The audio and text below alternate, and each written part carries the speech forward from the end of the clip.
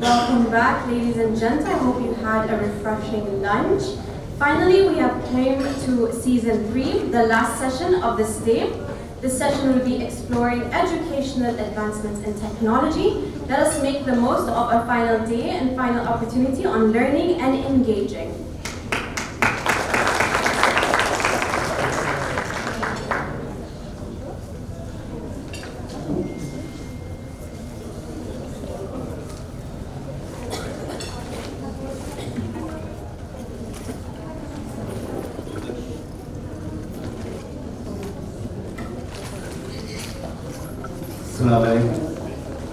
Good afternoon. Moving to the session 3 now, I'm very happy to introduce Dr. Uwais Uzan. He is an associate professor and the acting dean of Muscat College. Dr. Uwais has a rich experience of 20 years in teaching, research and administration. He is responsible for overseeing strategic plans, risk registrations and operation plans. Dr. Uwais is specialized in accounting, scores, financial, managerial and finance. And investment analysis, corporate finance, strategy, everything about finance. And he has published more than 25 research papers and book chapters in top tier journals, including Scopus and Web of Science. He is also a reviewer of more than 20 journals and Maurice GRC, Ministry of Higher Education GRC. Okay. And active researcher too. Dr. Uwais has designed and developed many bachelor's and master's programs, and he is also a member of editorial advisory boards for more than 15 international journals. He is the recipient of 7 awards and letters of appreciation for academic excellence and contributions. And he has delivered many keynote speeches, in fact more than 25 plus, more than 25, okay, international conferences. And Dr. Uwais is a member of various management associations, including AACSP. I heartily welcome Dr. Uwais to chair this session, please.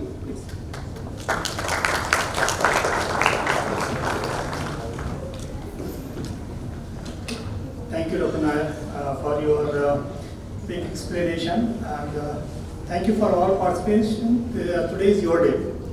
So first I want to be thanks to Muscat College to invite me here to stay in front of you and give the opportunity for the new scholars, those are here to present their paper. I will not take much time because as I told you the floor is for you. So each participant will get 20 or 15 minutes, 10 minutes in presentation and 5 minutes for question and answer. So I hope so you will complete your session within the time frame and we will not stop you in between. But once you are going to release your session, definitely we have to give some key signals to stop you and we have to start the session as well. So this session, session 3 is the last session, and first applicant is here that the topic is AI, accounting and finance, transforming the practices and shaping the future in Oman. Presented by Lawrence, Sweet Suji and their team. So I want to welcome them here. We come and present their paper. Thank you very much. Ms. Lawrence, please come here and present it.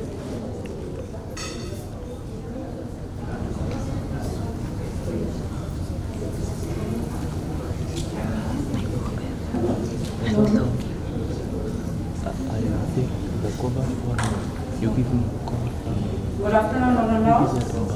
Thank you. First of all, I thank Muscat College for organizing this international conference.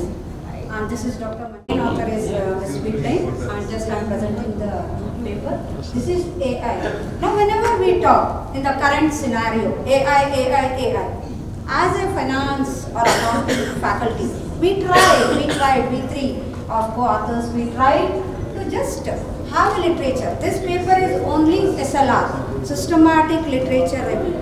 And as I told, only 10 minutes time. So just I'll go like a bullet points, not in detail about my paper. Okay? AI in accounting and finance. As we are in Oman, just we were tried transforming the practices which will shape future in Oman. What happens in future if they use AI in accounting or finance. So for that, see, whenever we tell any accounting or finance, it is a lifeblood, all of us know, for the business, right? And why we do the business? It's only to strive the profitability, economic viability, or competitive advantage. This is what we focus all the business. So the strategy, whatever we have is performance enhancing, where they are going to hire the best talent. Always we need the best. AI also nowadays, morning session when they were telling, after 5 years what happens we don't know. So always we try the best talent to have. And also, all of us investing in the modern technology. Nowadays youngsters always, whenever the new technology comes, you try. So the same manner here also we invest on more modern technology for maintaining the rigorous financial data. So how the finance or accounting system have a role? It's very crucial. All of us know it's very, very crucial. So now we are trying here how artificial intelligence will help us.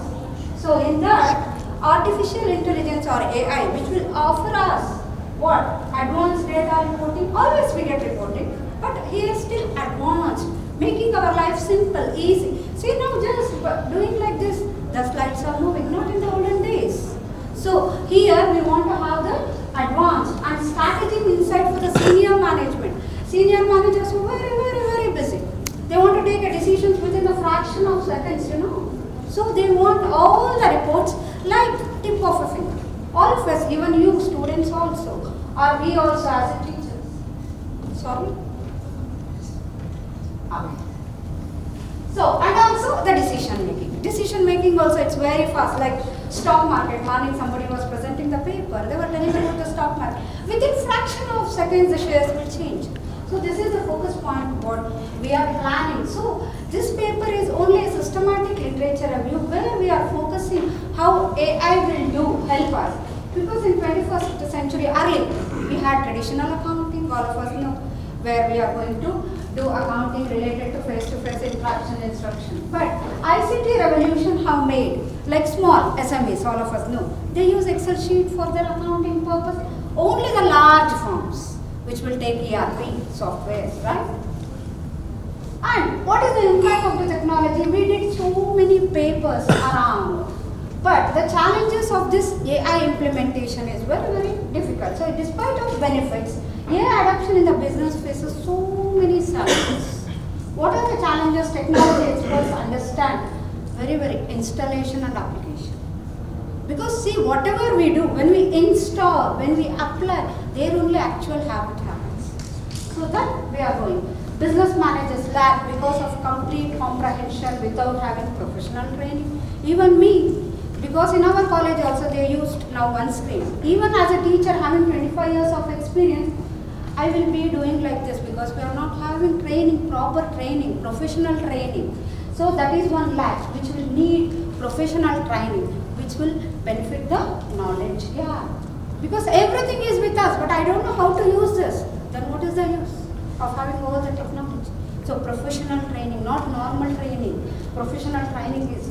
So keeping everything in the mind, we have focused on this paper, a literature review. We have not having any solid, just we tried seeing research papers, different papers, whatever they are exploring on AI transformation potential. And also we examine basic, we are narrowing the topic only for accounting and finance, not as. And also we are narrowing for Sultanate of Oman. So this is what regarding the business environment. And all of us know, everywhere we tell Oman Vision 2040, 2040, 2040. What's happening there? See, Oman have traditionally hydrocarbon depending the economy, which will shift the economic diversification. Very, very important for us economically because we have to develop. And also the policies wherever they take the decision, which will aim us for the fostering or sustainable. So, keeping in the mind of Vision 2040 as a policy document, here we have made a growth and prosperity of what? Innovation and knowledge is whatever we are. For that we saw many different papers like AI in general or AI in organization, AI in banking sector or finance sector. Different papers we have done from 2018 to 2024. 6 years of research papers we have on AI in Oman. Whatever they are focusing, see, government initiatives, whatever they have taken to improve the AI readiness from 53rd to 40th. And also financial services authority, sectors focusing because here more natural resources. So whatever the sectors, healthcare, public transportation, energy, like that all. And also AI budget. That was OMR 10 million which is allocated only for AI in 2024. That is the last year, where they focus more sector like finance. But still, whatever we tell, there are some challenges, barriers or positive perception also. Whenever we take positive perception, AI viewed positively by customers, means the end users, because it's very easy for them to use. By improving the services for the introducing a new product, it's very easy for us to communicate. This is a paper from Agarwal in 2023, he is telling. And concerning also, if you concern private or ethics, this also comes. Morning in the other session, they were telling. So whatever we tell, two sides of a coin, pro and cons, maybe something will be. So if you take some pro papers, what they are telling, it is telling efficiency gain. You are going to gain the efficiency. Also the cost reduction. And also it will enhance the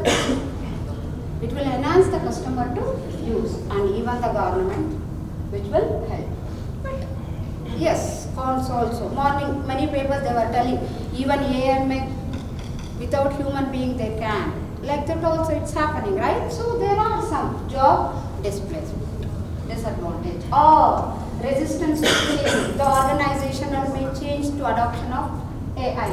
Or very, very important, security. Nowadays we are seeing everywhere hacking the websites or accounts, everything. So that also security concern because of data privacy. Because it's all we used to do. This is our baby, right? We are going to do. So obviously we can misuse. And highly implementation cost. Yeah, cost is very, very, we do everything. Okay. So now we will go for our methodology paper. How we got this all information, whatever I told you, it's all due to the 4 things. The databases, ProQuest or Google Scholar or Springer or ResearchGate. We have taken from this database different literature papers to frame this paper. The keywords, whatever we used is risk, challenges, opportunities, like SWOT analysis, whatever we do. And also inclusion of the criteria, and we have taken the data analysis also. That is core argumentation or methodology, findings, destruction, which was extracted. Only we are extracting the information. So process overview is, we have done one flow chart. That is here our plan. This is a first paper. Next we are planning to have the research question, because now only we made like a groundwork of having different literature papers. Next further we will do another paper where we are going to have some research objectives or criteria of selecting the papers. And also to this database we selected 56 articles. See, article found irrelevant was 31. We took only 18 papers, which was why 31 was irrelevant. How we know? After reading, because same articles in the different websites, and also it was different banking using AI, like that only we are having. And also something was not relevant to Oman, because our topic is future of shaping Oman. So that one also. So only 18 we included. This is the way we proceeded for this paper. So when I sum up the whole, whatever we have done, if I sum up the whole paper, like one word of the day or one word of my paper means gathering maximum information how to adopt AI in accounting, covering the specific topics, highlighting the benefit and risk. When you are going to adopt, what will be the benefit, what will be the risk. So we highlighted this all, keeping in the mind Oman. So literature review, it is SLR, systematic literature review we have done, and some research question as exclusion criteria. We are planning to have that also. And we use some keywords like search engine. In that keywords have Blumen operators. The data collected all are pattern and contradiction. That is why 31 papers we have not taken into consideration. So after reading all the papers, at last we got some 4-5 words I can tell. Like when we read one story, we get some 1 or 2. Like that, we got low cost of error, increased profitability, or enhancing the efficiency. So the Omani government supports AI adoption as a part of digital economy strategies to stay competitive globally. So, okay, if AI related development receives government grant, then what happens? The product will be developed, education, and also building the technology. So, practical implementation. This is only just our view in business accounting, auditing, taxation, or even drafting the contractual agreements. Because nowadays every businesses are having the agreement. So, contractual agreements, how you are going to do. Even the inventory, because we cannot tell whenever the business means different types of business. Whether it may be manufacturing or it may be like hypermarket, whatever it may be, how they are going to have the inventory management and control, how we are going to do. So this provide the current status for AI implementation in Oman, which will establish a foundation for future research. So contributing both theoretical and practical knowledge of AI, where we focus Oman as a novelty factor to have unique prospect. This is what about the paper. Thank you all of you. Any question?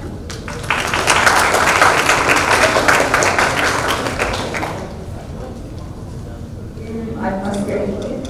I would like to know how can AI help Omani companies improve compliance with international financial regulation and local tax laws. How it will help, right? Yes. Yeah, this is only I told you as we made an attempt of SLR, systematic literature review. What happened already in 21st century. So this will be the next one paper where the government will take an action. This is not done. See, the way how you thought, this is the gap what we have. That is what our future paper will be, having a research question. These questions all we are going to take. Thank you for Thank you very very much. Thank you. Anyone have any other question? I have one question that because your topic is AI in accounting and finance. So do you discuss about that any tools which we are using in accounting and finance? Sir, What AI tools are available to the literature review which you are using here?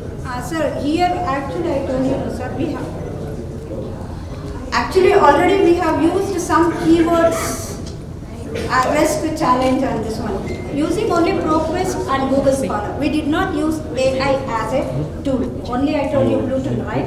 Only that tool. Thank you very much. Thank you very much for the nice presentation and answering the question well.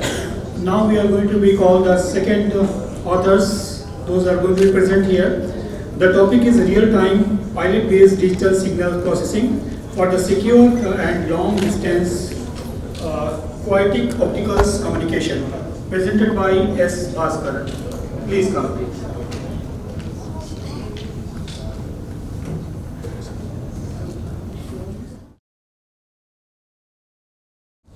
Good afternoon. I'm Dr. M. Rajesh from Rahma Ibrahim Institute of Technology.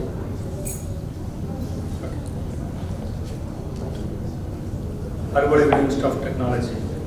I'd like to present my research title. A real-time pilot-based digital signal processing, secure and long-distance chaotic optical communication.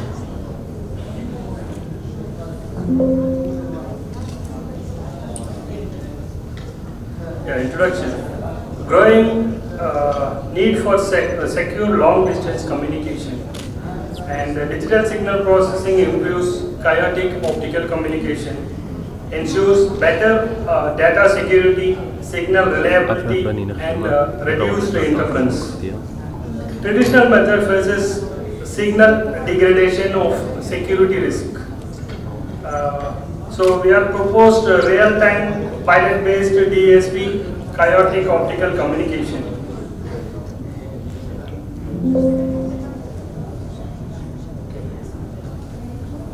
Next, the study traditional method struggles over long distance communication. Chaotic optical communication encrypts signals. DSP enhance data security and reducing noise.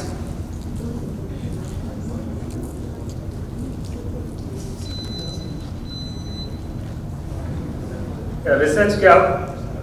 A traditional method struggles over long distance. Chaotic optical communication encrypts signals. DSP enhance data security, data quality, and reducing noises. Importance of pilot symbols for synchronization and equalization.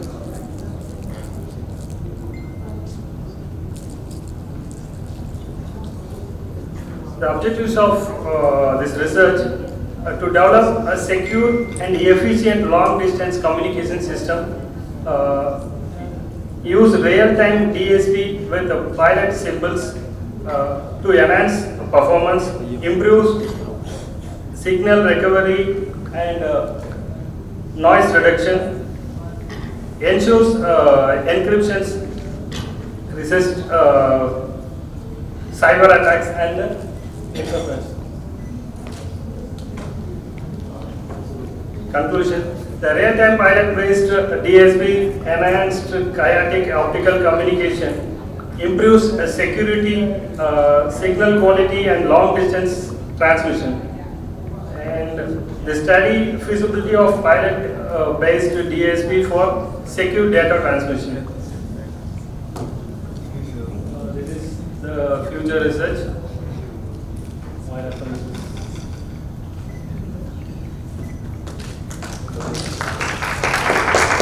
Thank you very much. Thank you, Ms. Balakrishnan, for your presentation.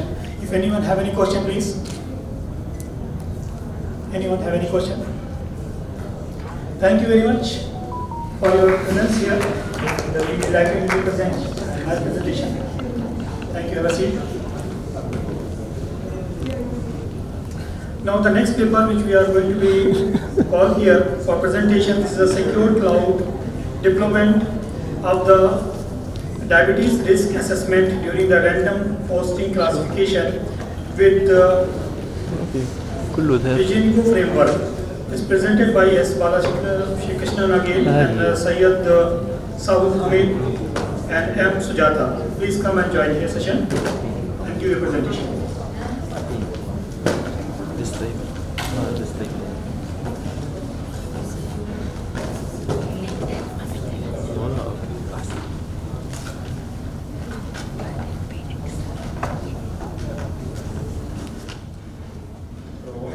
Once again, good afternoon to all.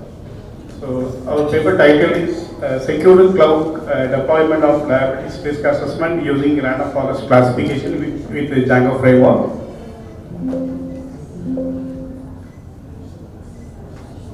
So, actually, the diabetes is a major health concern that requires the early diagnosis and continuous monitoring. So for that, we came up with a solution with the Django framework, and even we introduced the machine learning algorithm for the same. So here the ML algorithm that improve the accuracy of diabetes risk predictions and also the ensuring the patient data security because it's a cloud-based solution. It complies with the regulations and rules and regulations. And even this research integrate the predictive analytics as well as the we use some encryption techniques as in the cloud platform. It's a we deployed the solution in the cloud. And the proposed approach provides a secure and accessible system for the healthcare professionals. So the main objective of our system is to accurate the diabetes prediction and sensitive patient data through the different data encryption methods. And next, we provide a ML algorithm like a random forest for improving the accuracy of diabetes prediction, and even use the cloud-based deployment for ensure the scalability as well as the accessibility for healthcare applications. So, integration of encryption enhances the data confidentiality and complying with the healthcare regulations. That's the thing. So the diabetes is caused by the high blood glucose level and it affects the millions of people worldwide. So the risk factor is mainly for age, obesity and genetic predispositions and lifestyle habit also. So here we actually propose one important thing, the predictive analytics. So it all the way help in identifying the individual at the high risk of diabetes. So here we use a data set used in the studies of CAGL, so that contain the key medical attributes. So in this study we mainly focused the what are the different parameters like gender, age, hypertension, heart disease and smoking habit. So apart from that we used PMI and HbA1c level and blood glucose level also used for the predictions. So initially the data set is pre-processed for handling the missing value and for the removal of the noisy and other thing. And well structured data set is actually improve the accuracy and reliability of the prediction model. So all the way we use the data pre-processing, we use the 70-30. So 70% of training and 30% of the testing data. And even we handle the missing data, use the mean mode imputations, and the standardization we use the normalizing numerical features. So feature engineering, we already selecting the only the relevant predictors, and the data quality we already ensure the cleaning the inconsistent data like that. So here we use the ML model as a random forest classifier. It's mainly for combining the data multiple decision trees for improving the classification accuracy. So the model evaluation metric, we used actually here the confusion matrix. So the accuracy of our system is only the 66%. So the confusion matrix, we actually go with that predicted 0 and predicted 1. So as per that, actual 0 with the predicted 0 is a 75% and the predicted 1 is 1. Actual 1 is the predicted 0 is 38 and 1 2. So this is our model, the evaluation matrix model. So this is a ROC curve. It's mainly for assessing the overall effectiveness of the system.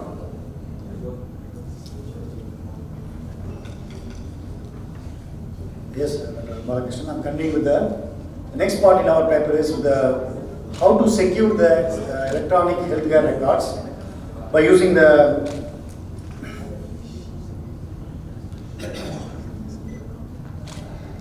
encryption technique like AES algorithm. It is a very famous algorithm used among the leading banking sectors, and this algorithm is a block-oriented algorithm.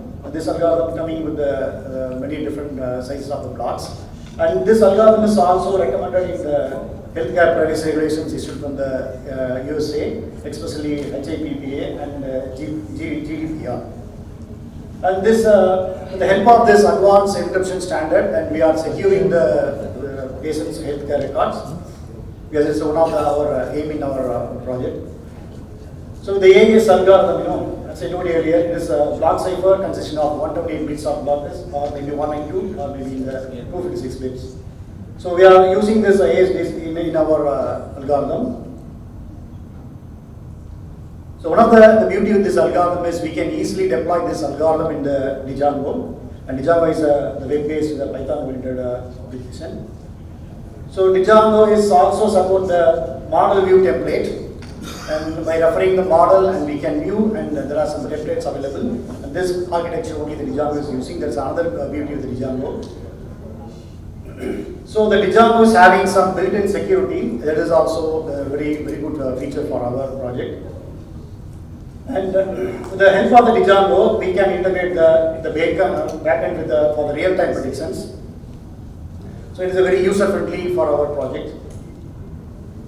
So coming for the cloud deployment strategy, that we are using the Python Anywhere for the cloud deployment.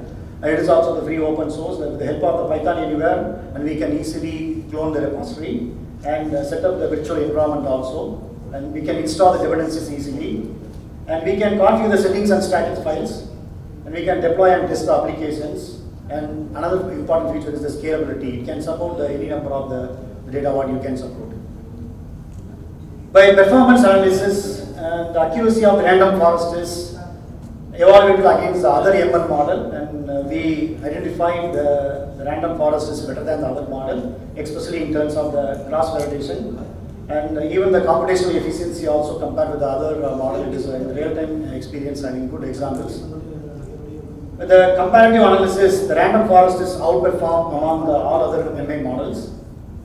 So we are coming for the precision recall and the ROC analysis, and it is another important features to analyze the model. The precision recall curves also elevate our the trade-off between the precision as well as the recall.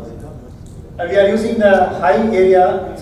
We can see the high area of this precision under the down to the particular PRAUC curve. This ROC curve visualizes the model ability to differentiate between the diabetic and the non-diabetic patients. So this AUC, ROC values are, we can find it is 0.85 to indicate a strong predictive analytics in our research. So these are some innovation techniques we use.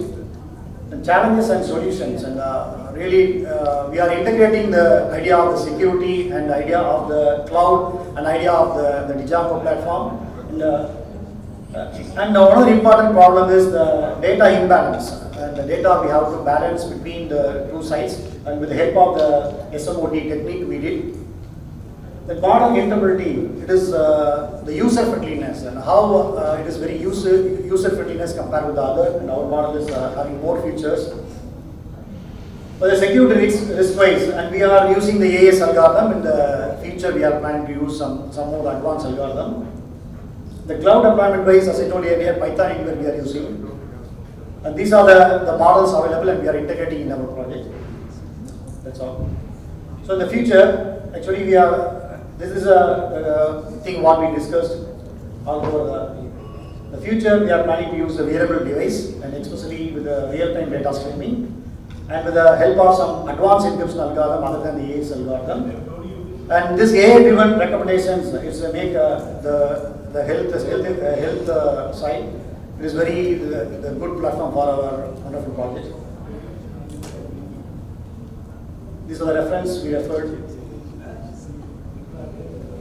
Any questions? Thank you very much. Anyone have any question, please? You are giving a nice presentation, and it's a burning topic, because now, as per the research, out of 10 persons, and 6 or 7 persons are having that same diabetic-based situation.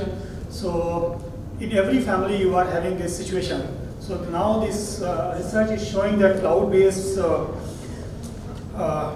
deployment is going to be help to every family members. So please, if you have any question, you can ask, and our researcher will be explain more about it. Anyone Can I ask one question? Yes, please. Okay, really nice presentation, doctors. Actually, are you incorporating the encryption and decryption technology already available in the cloud platform, or are you going to implement it by yourself, like separately? Separately, okay.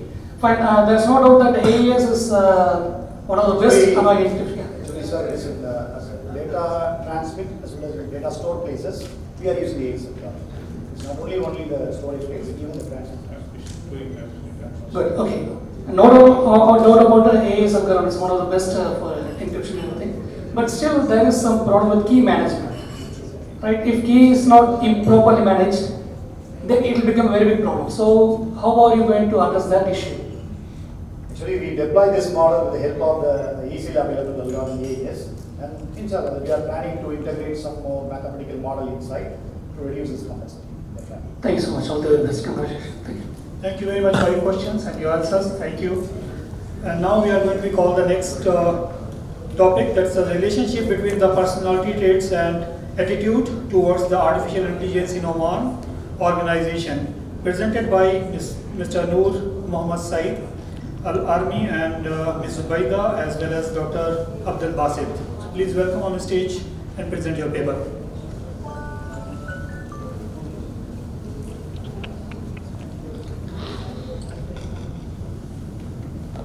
Bismillahirrahmanirrahim. Good afternoon, everyone. This is the topic I'm going to present today, the relationship between personality traits and attitudes towards artificial intelligence in Omani organizations. And these are the authors of this presentation. Since morning we are talking about artificial intelligence in different perspectives. One of the main points is here, that is what we call, we have different faces, we have different personalities, we have different mindsets. And that's why it's a major responsibility lies upon the shoulders of management to think about it, what our people are required to be done now from now onwards, since the technology has been, marked as an important factor. Next, please. So in introduction, objective will be to examine the relationship between the personality traits and AI, artificial intelligence adoption in the workplace. The key points of our presentation will be focusing on personality traits affecting AI acceptance and resistance. Of course, if there is an acceptance, there will be a resistance, as you know.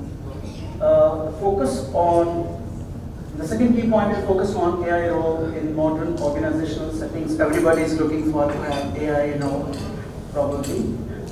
Then AI adoption is essential for reshaping business operations and decision making.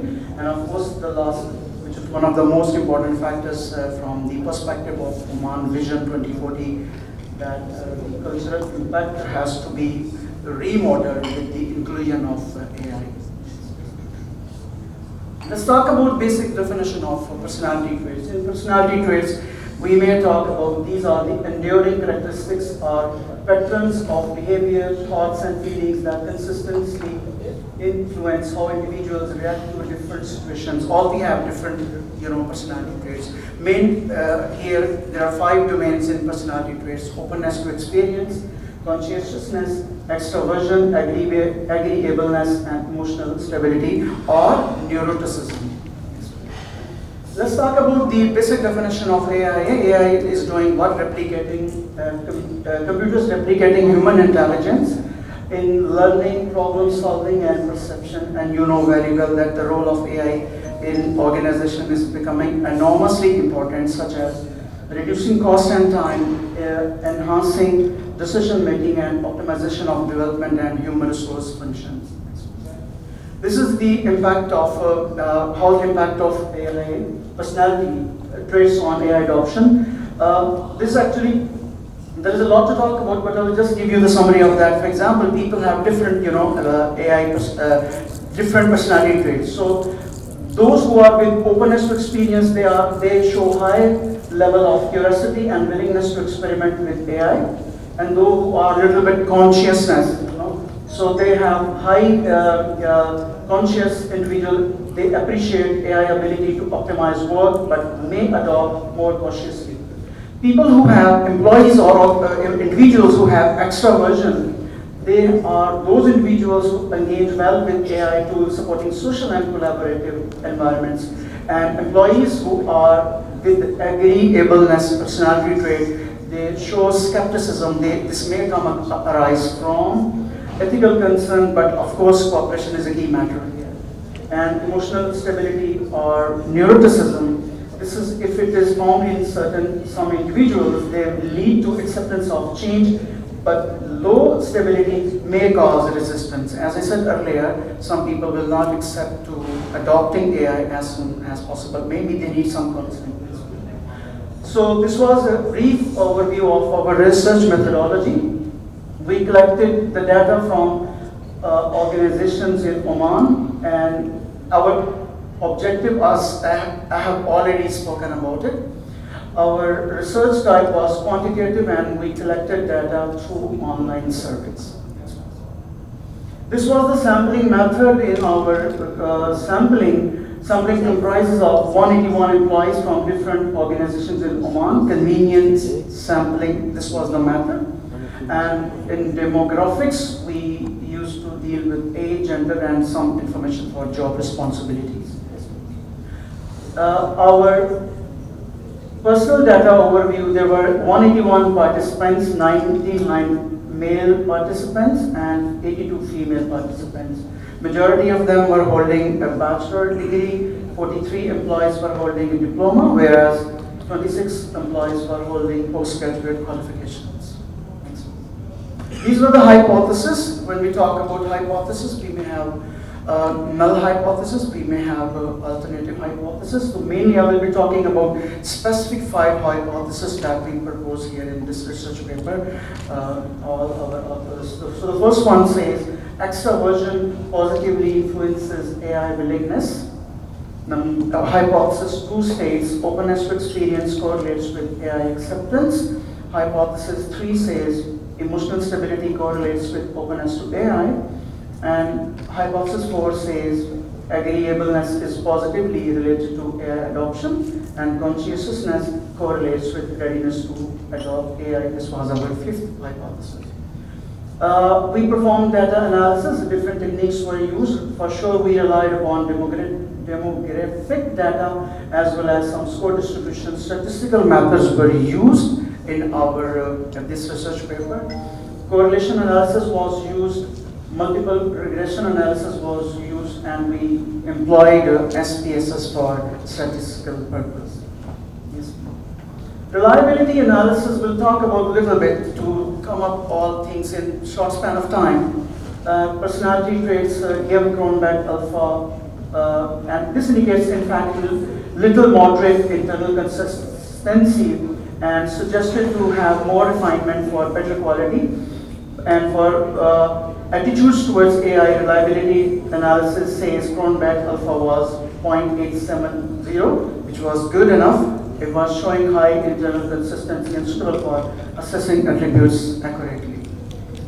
Then we have to, what we call here the key personality traits under descriptive statistics. Mean score range from 3.04 for extraversion personality traits and moved to 4.06 for conscientiousness. Skewness showed negative, indicating a slight leftward skew, and kurtoses showed positive and negative, indicating a normal distribution.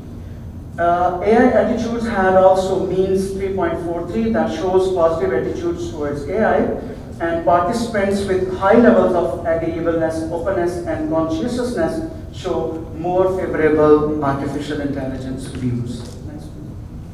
Correlation analysis also gave us some key findings. Openness has the highest positive correlation with attitudes towards AI, and conscientiousness also positively correlates with AI attitudes, whereas emotional stability and agreeableness show weaker correlations, but the last one, extraversion, does not significantly correlate with AI attitudes.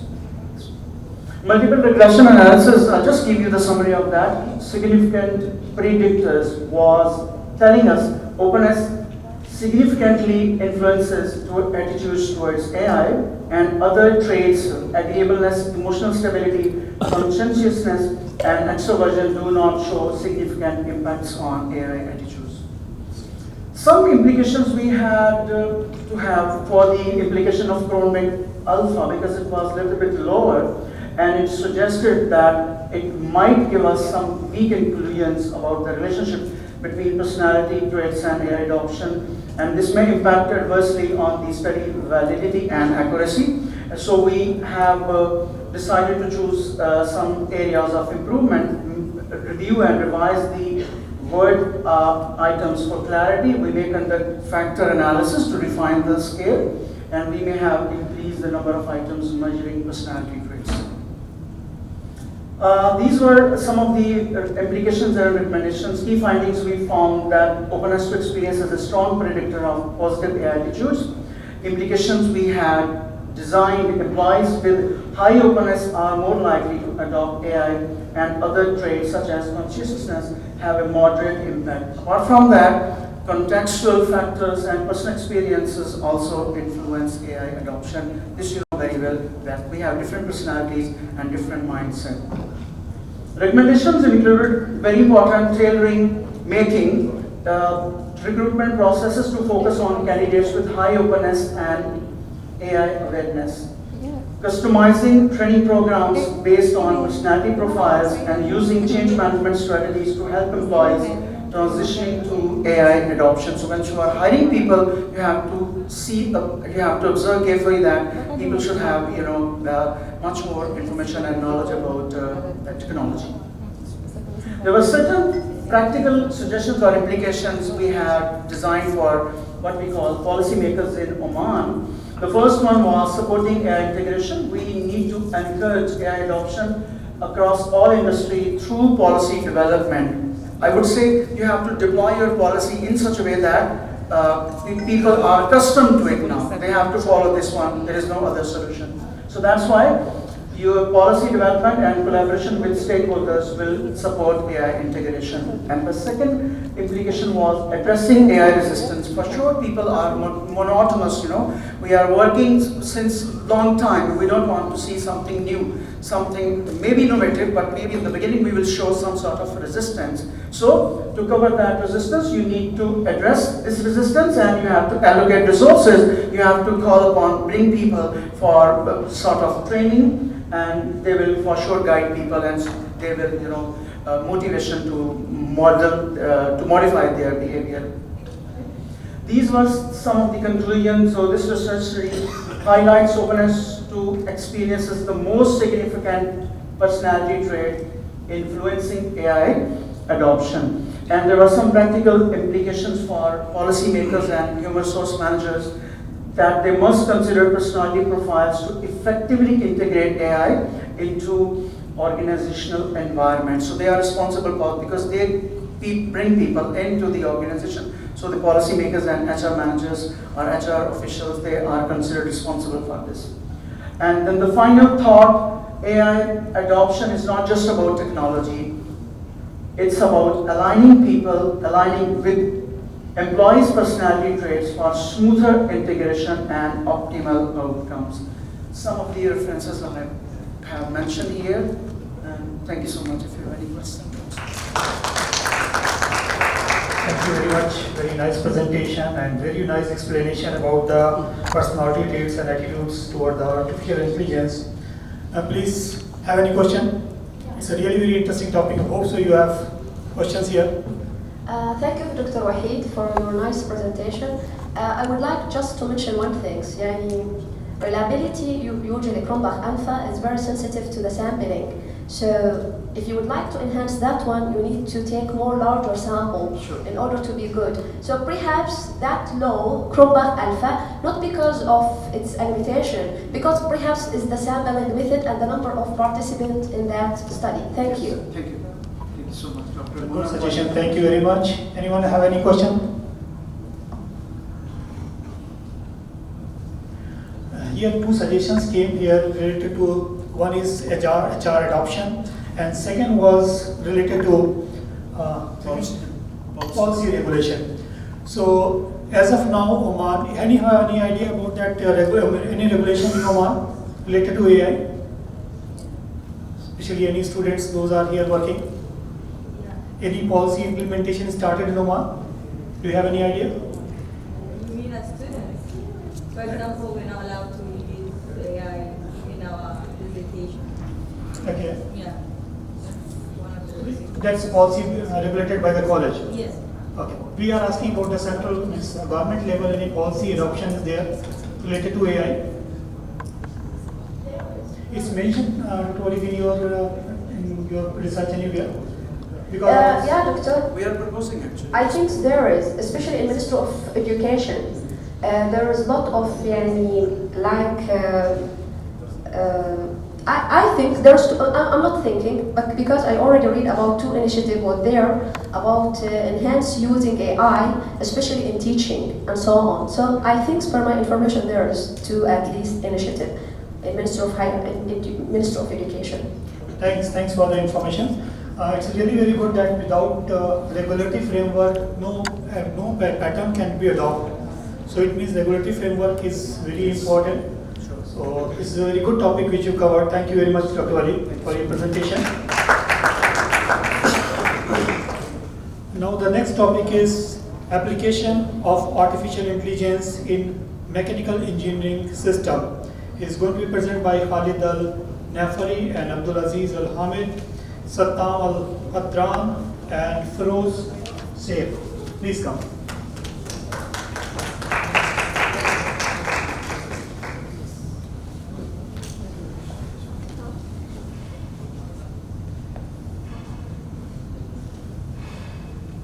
Assalamu alaikum wa rahmatullahi wa barakatuh. Good afternoon, ladies and gentlemen, and I would like to welcome you all for attending our technical presentation titled Application of AI in Mechanical Engineering System. But before we start, imagine a world where factories are not just built, they innovate. picture production line where machines work with intelligent systems that can anticipate challenges, optimize every process, and continuously learn to improve. This is the transformative power of application of AI in mechanical engineering system. I am your author, Khalid Mohammed Al-Nifa'i, and alongside with my co-authors, Sultan Badr Al-Gadran, and Abdulaziz Salam Al-Hamid, and Dr. Feroz Al-Sheikh, we have explored how AI is transformed in mechanical engineering system. And now, let's dive into transformative landscape together. Here are the topics that will be covered during the presentation, starting from briefly where we come from and talk about our university, moving to introduction, and the methodology to talk about the process, how we write our paper, then moving to literature review and case study to show you how we find out our real-life problems and resources. Then we are moving to discussion section where we are going to talk about research gap and observation, and to sum up our presentation with the conclusion. We are students from Prince Mohammed bin Fahd University, Saudi Arabia, specifically in Al Khobar. Our university has widespread recognition for its academic excellence, and it's ranked fourth in time higher education, and holds 1300 NQS World Universities, and it's ranked 15 out of 199 universities among all Arab universities. Now moving on to the introduction. Moving to introduction. In the introduction, we are going to talk about engineering before AI, which is known as traditional methods. Then, what is AI and the objective of these studies. In traditional factory, skilled workers manage production line and quality control with minimal automation. And now imagine if we change this way by using the technology known as artificial intelligence. This will lead us to define what's artificial intelligence. It's an automated tool that can process data, learn from its data, and have an ability to predict outcomes and perform complex tasks. This paper demonstrates how integrating AI in mechanical engineering system enhance inspections, reduce downtime, and quality control. With that, I will hand over the floor to my colleague Sultan to take you through the rest of the presentation.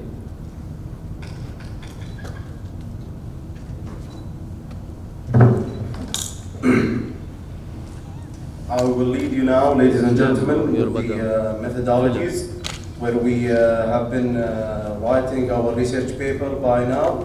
I've been following writing this paper. We started by three main questions: what, and how, and why. With the three different methodologies, which is one, I'll be starting with machine learning. What is machine learning? It's that allows computers to learn from the data, which enhance performance without explicit programming, focusing on the pattern recognition and making predictions. And how it works is to where to train and evaluate the model, refining from the continuous performance environment. And why is to approach that we are focusing on three main pillars. One is to start by enabling preventing maintenance. Second is to optimize the design leveraging by the advanced simulation and turbines.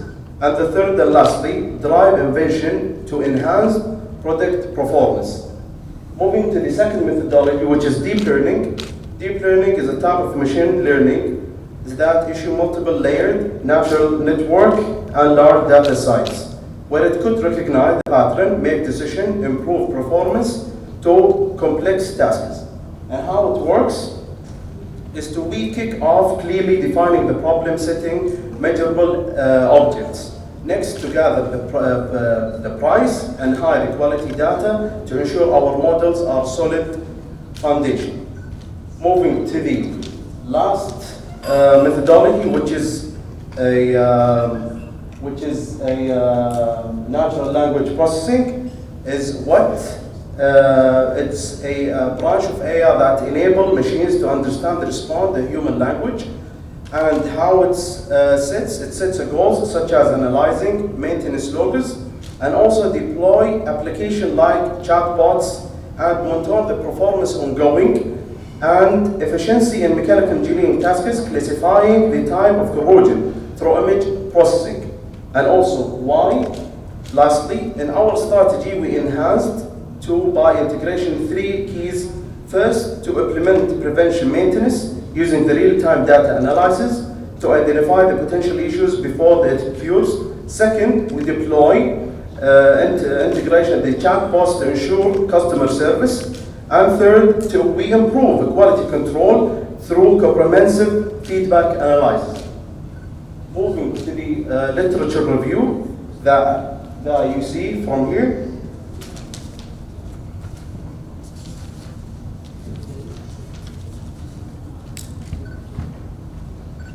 Literature review where in industrial like oil and gas driven systems are being utilized in the real time. Corrosion detection significantly reducing by the automation cost and improving safety. Similarity, AI enhanced management in turbines and industrial machinery optimization performance and ensure sustainability. As you can see here, there is 2 case studies that we while writing for the research paper, which is one, AI for offshore corrosion detection with the picture following it, and the second is AI soil-based corrosion prevention. I'll be starting with AI offshore corrosion. What is it? It's such an oil performance like a pipeline highly to a corrosion due to the harm marine environment. This case study is highly critical role and addressing the corrosion challenges, emphasizing the need of the technology invention and organizational readiness. By explaining this picture is a variety to representing the AI-driven tools and process by using the offshore corrosion detection. And to the second case study, which is soil-based corrosion, is a significant challenge for the mechanical engineering system, particularly for the materials like aluminium alloys, infrastructure, and industrial application. By explaining this picture with it complements the narrative by visually representing the AI-driven tools and process with the soil-based corrosion prevention.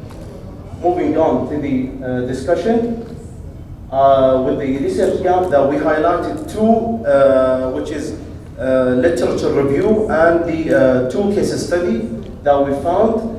One is data governance and infrastructure issues.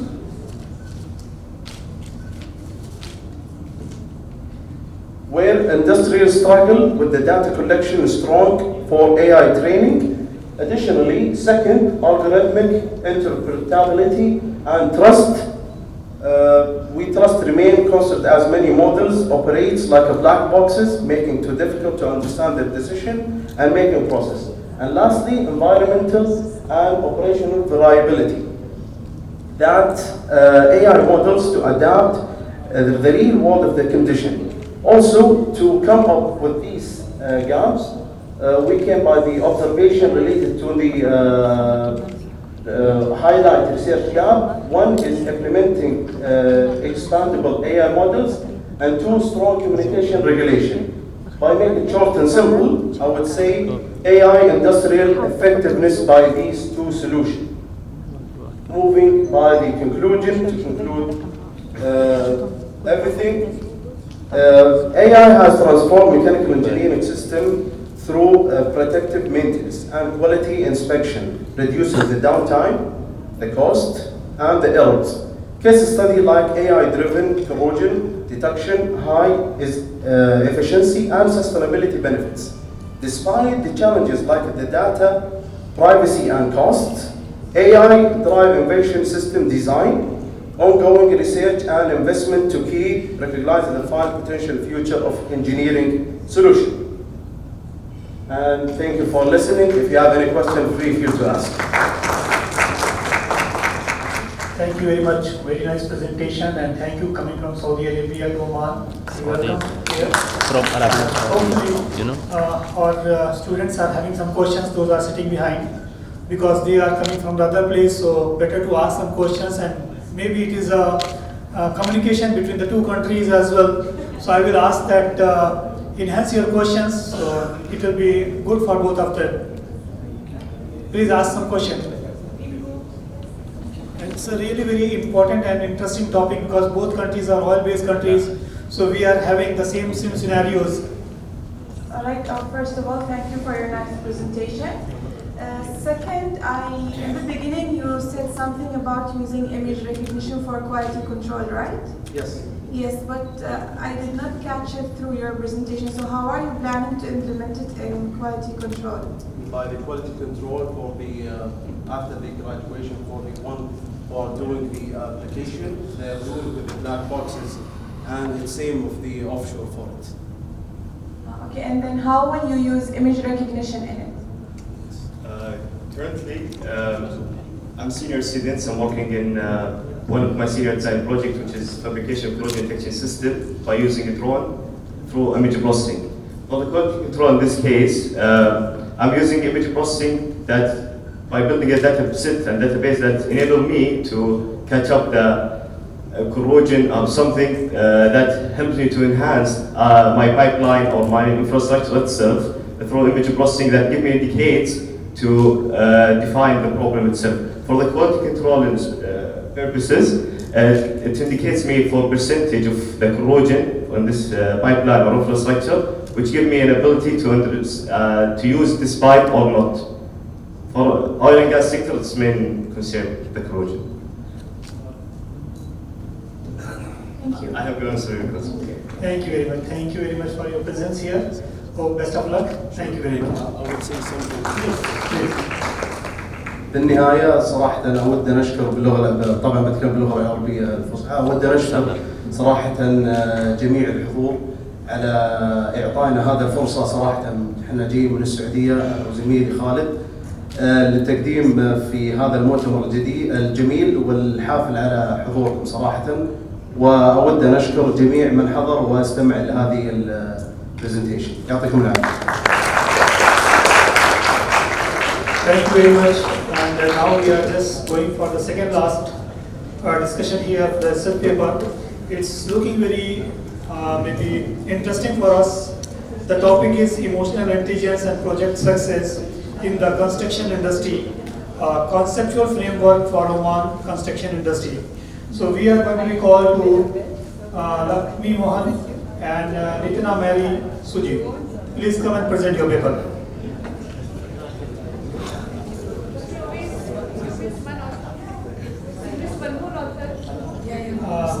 Miss Saida, sure.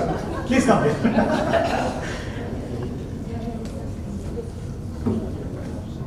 Good afternoon. Afternoon. A big thank you to all of you. So today our paper is Emotional Intelligence and Project Success in the Construction Industry. It's a conceptual framework for Oman construction industry. Before diving into the paper, me, Lakshmi, Nita and Saida, we three authored this paper, and before diving into it, let's a glimpse of construction industry, what's happening there. So construction industry, a human interaction driven sector.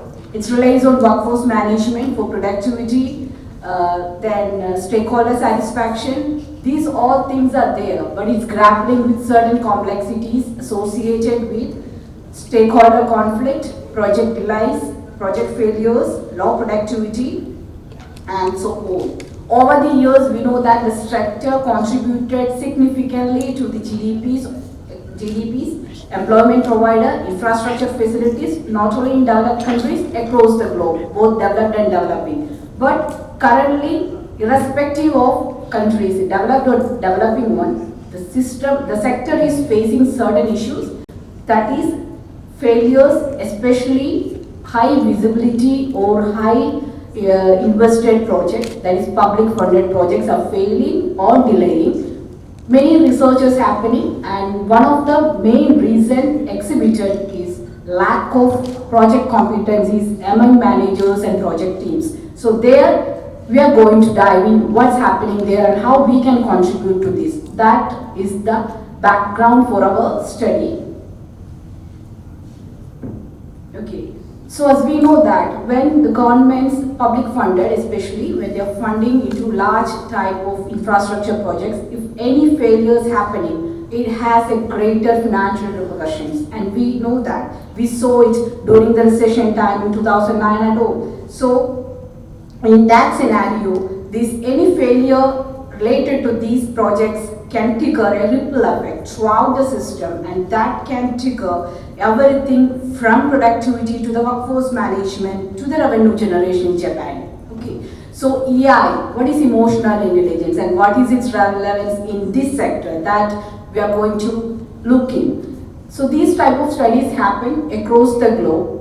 Coming to Middle East setting, it's very rare. Let's dive in. Yeah. So first, let's come with project success. Project success, we used to confine these into three. That is three constraints. That is, we call it as triangle constructs or iron triangle construct, or what it is, cost, time and quality. But now it encompasses lots of things, various dimensions. It's a multi-dimensional construct. It consists of cost, time, quality, along with stakeholder satisfaction, knowledge creation, accountability, and so on. So the project success and emotional intelligence. What do you mean by emotional intelligence? It's a term we used to hear. It's one of the most, what we can say, that's as per Oman Vision 2040, it's something related to the skill and capability passport. So that is, as per 2021, Ministry of Labour issued a skill and capability passport. In that, one of the key skills that is needed for the hour is emotional intelligence. So what is emotional intelligence?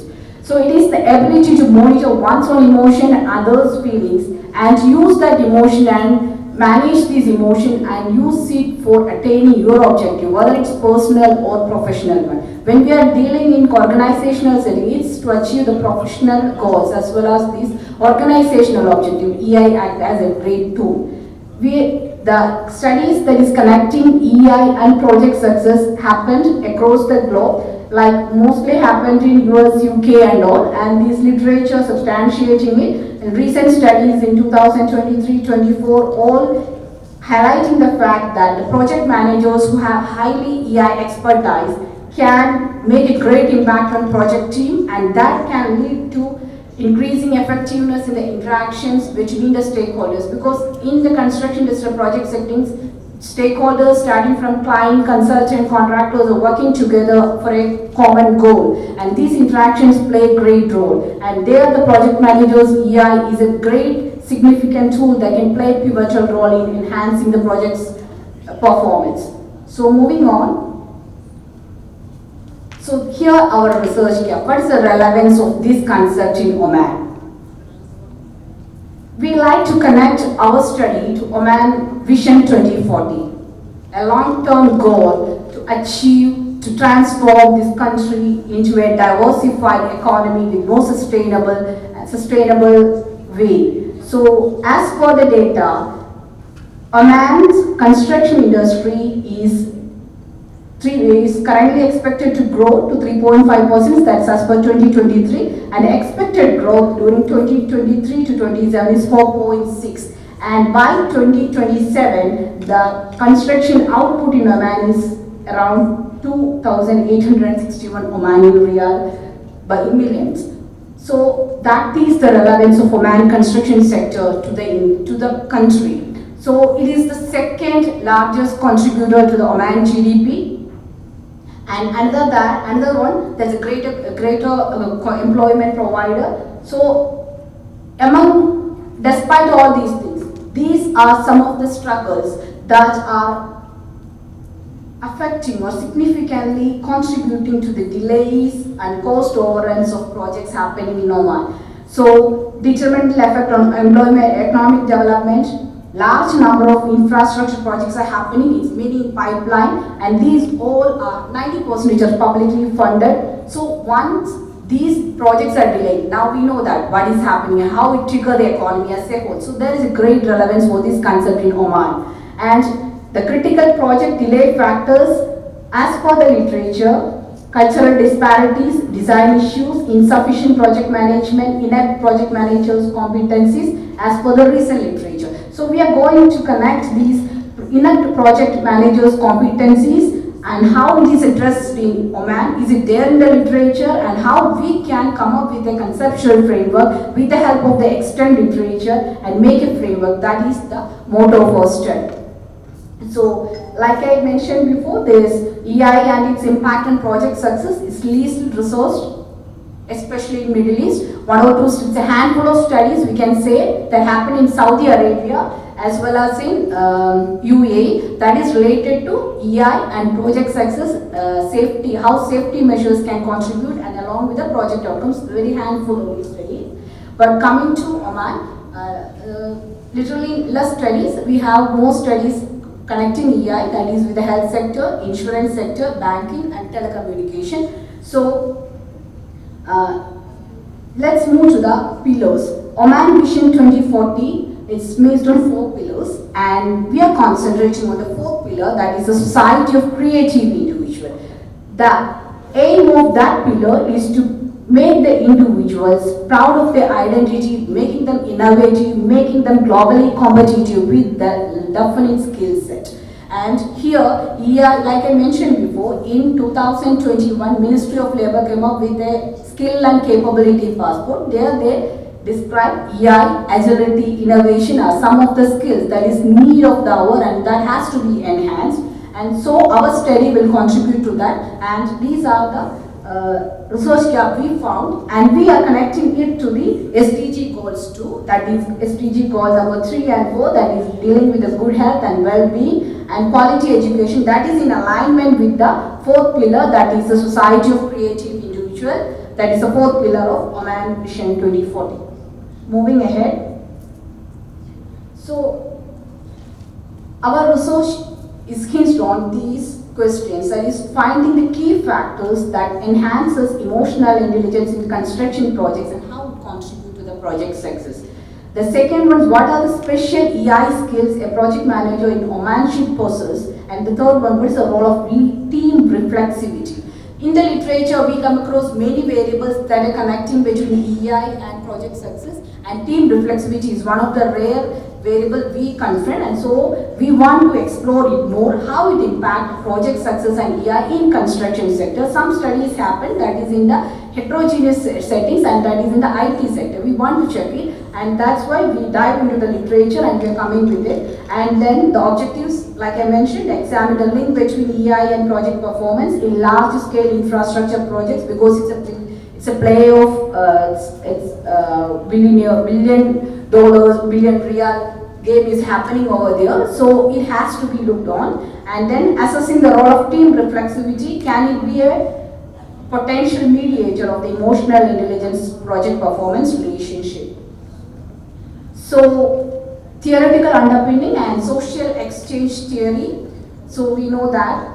So that is in 1969, this theory says that one of the main approaches is the analysis of social interactions and social structure. SET fosters positive interaction, emotional intelligence improves team dynamics, team reflexivity promotes adaptive problem solving, likelihood of project success, and as we are anchoring on social exchange theory as our basic theory, and we are moving ahead with this literature, and the literature significantly corroborating that project leaders' EI competence can enhance communication strategies, foster collaboration, stakeholder satisfaction. Moving to team reflexivity, when team members are feeling that there is a trust prevailing between the members and there is a climate availing in that project settings that we are supposed to be here and we can express our feedbacks, things will be heard, and there plays the pivotal role of team reflexivity. So EI, team reflexivity, these two combined together in the setting of social exchange perspective can lead to project success as literature corroborates.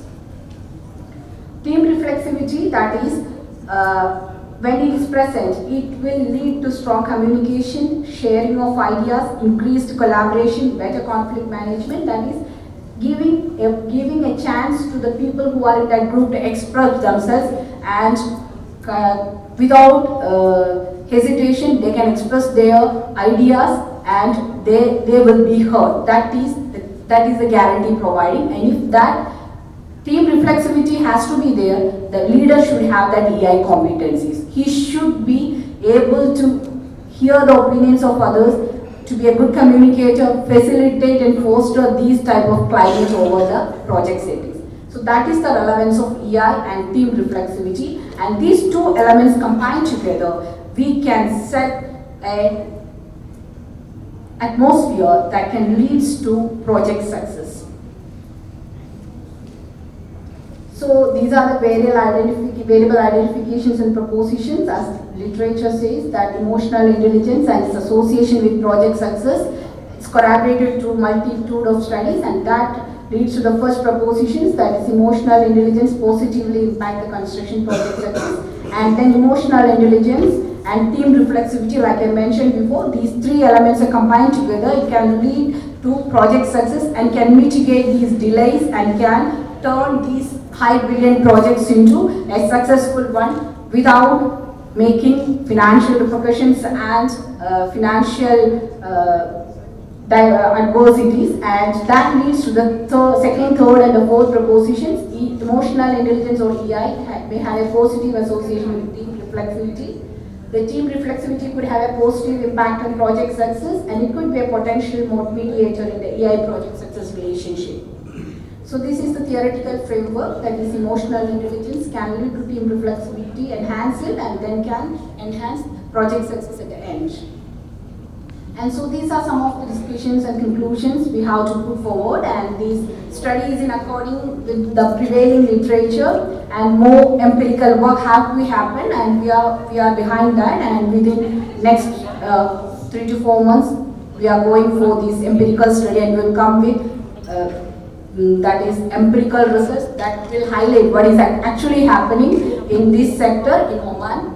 So that is our aim, and then this literature review provide a comprehensive analysis, and EI and team reflexivity, like I mentioned, can facilitate and better equip a project team, especially the construction project team that is leading the team, and they have to meet the deadlines. They are a sector that is completely complex one. Diverse workforce are there, people from different cultural background are working together under a project leader, so it's quite difficult to manage these teams. And so under that circumstances, how these elements or variables interplay, that has to be, we have to come up with empirical research that we are working on, and then the study emphasized. So the one more thing I have to add on, that is this study is emphasizing the need of inculcating EI in the curriculum that is lacking. Today also when I have a discussion with some experts from these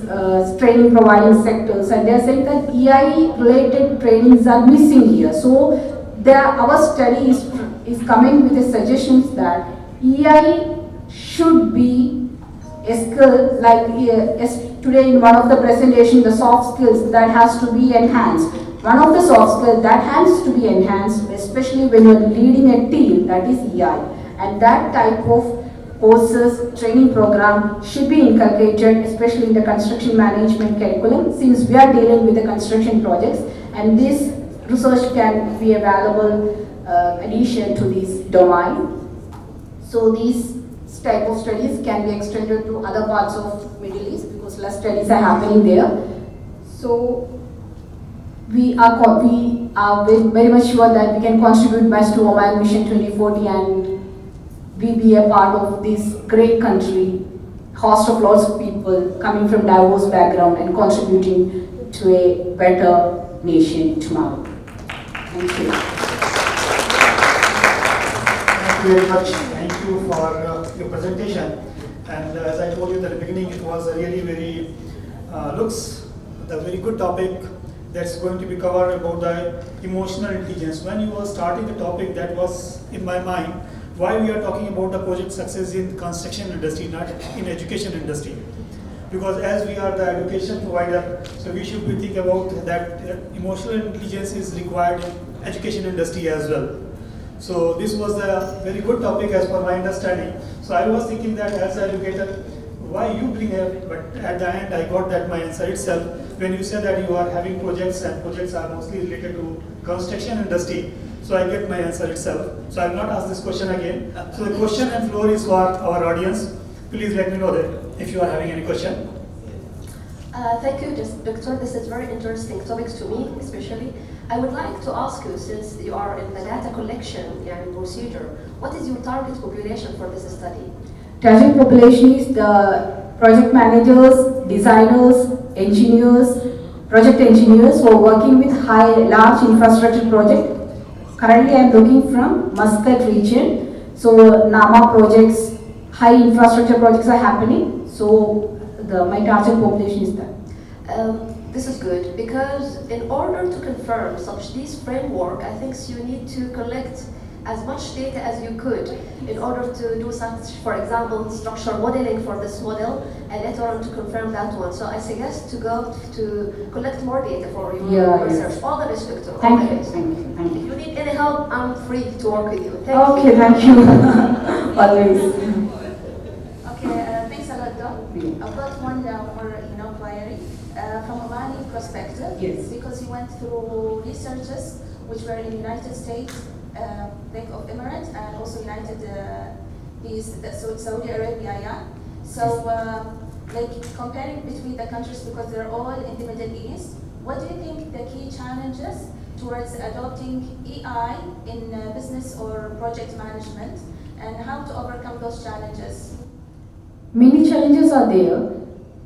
People know that we used to consider AI as a soft skill.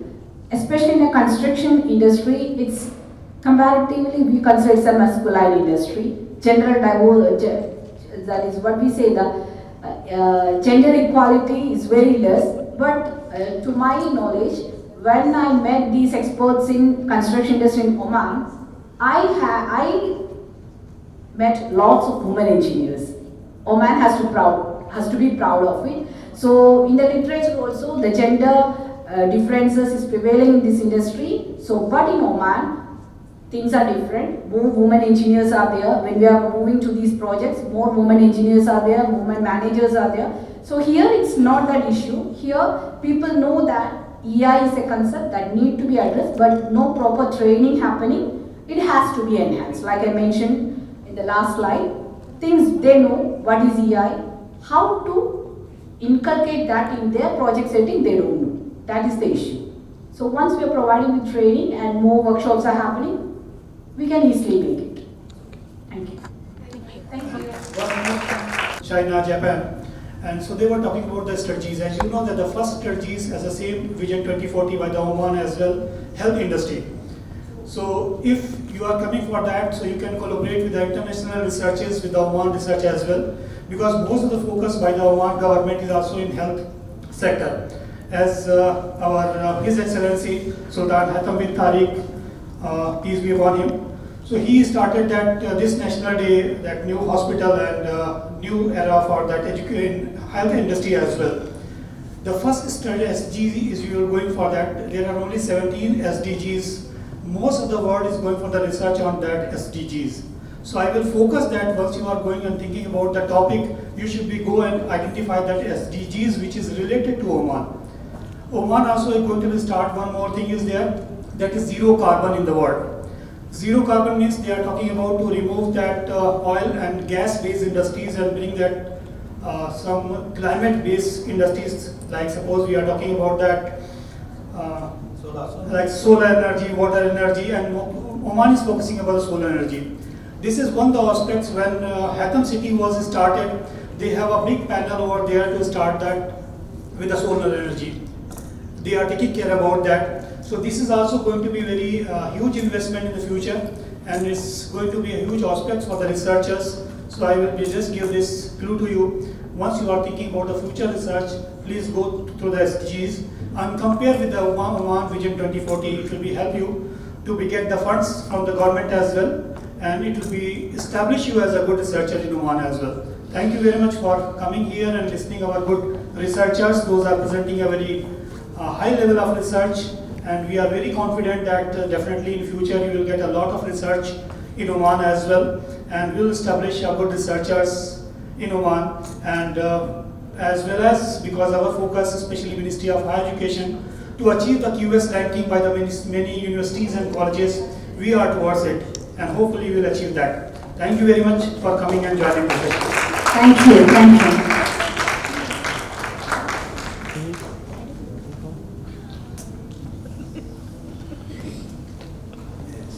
Thank you very much, Dr. Uvesh, for chairing the session wonderfully, and your inspiring words towards the end, which is really very, very useful for us, all of us. And I'd like to welcome Dr. Matthew Philip to give a token of appreciation to Dr. Uvesh.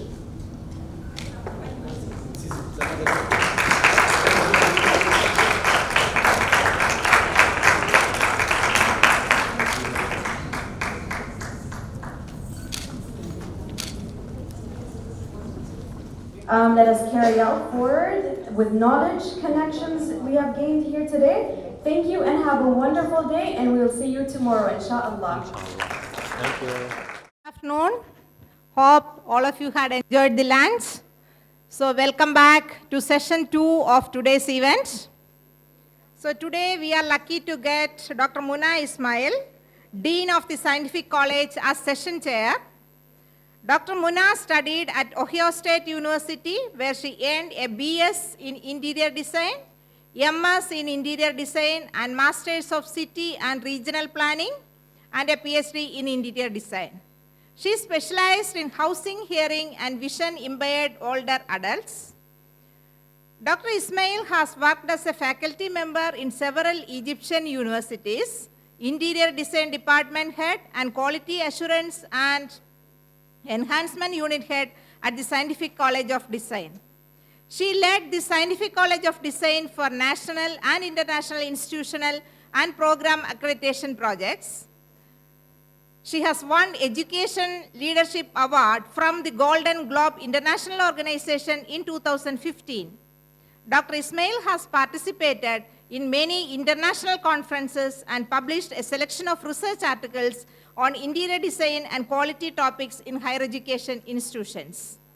She is a member of the Board of Directors of the Egyptian Language School in Muscat since 2021.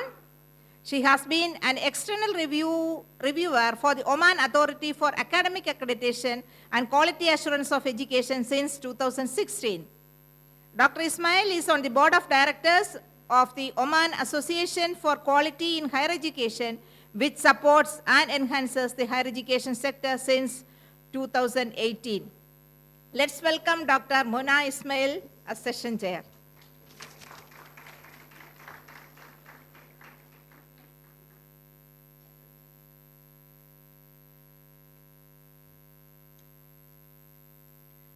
Assalamu alaikum wa rahmatullahi wa barakatuh. Bismillah ar-Rahman ar-Rahim. I would like to thank Muscat College for the kind invitation to chair this session. Thank you for joining us, especially after such a beautiful lunch today. So thank you for coming back and joining us. In this morning, we heard eye-opening talks on assistive educational tools, Oman strategies and initiatives from Oman Vision 2040, research studies on findings. This session is unique that it will showcase stories and experiences of higher education institutions, highlighting perspectives of stakeholders, both on the student level as well as the faculty members level. So I think we're going to have a very interesting sessions, listening to different stories from different faculty members and as well as students. Our first paper entitled Exploring the Role of Technology in Enriching Accounting Education from a Student's Perspective. This paper will explore the perception of students using technology in accounting education. It will explore benefits, challenges from a student perspective. So please welcome our speakers. The floor is yours.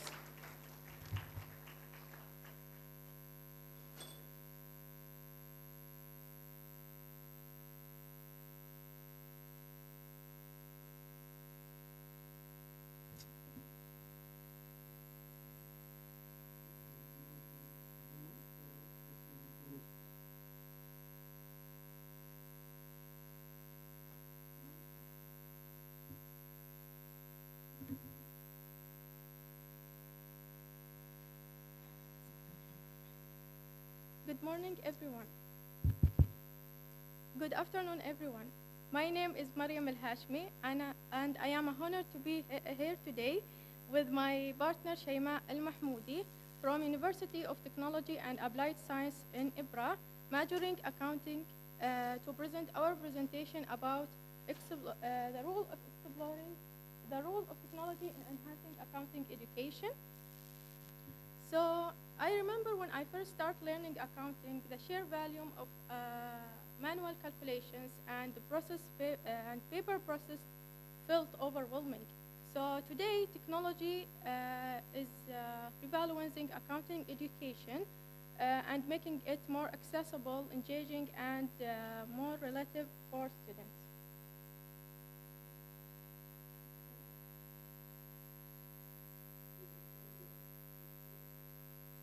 Okay. Network. This is the outline will be covered today: introduction and research background, this lecturer review and research methodology, and finally findings and conclusions.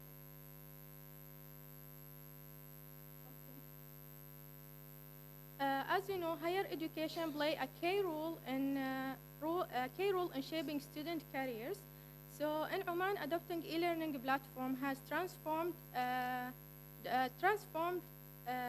traditional learning methods and making them more interactive.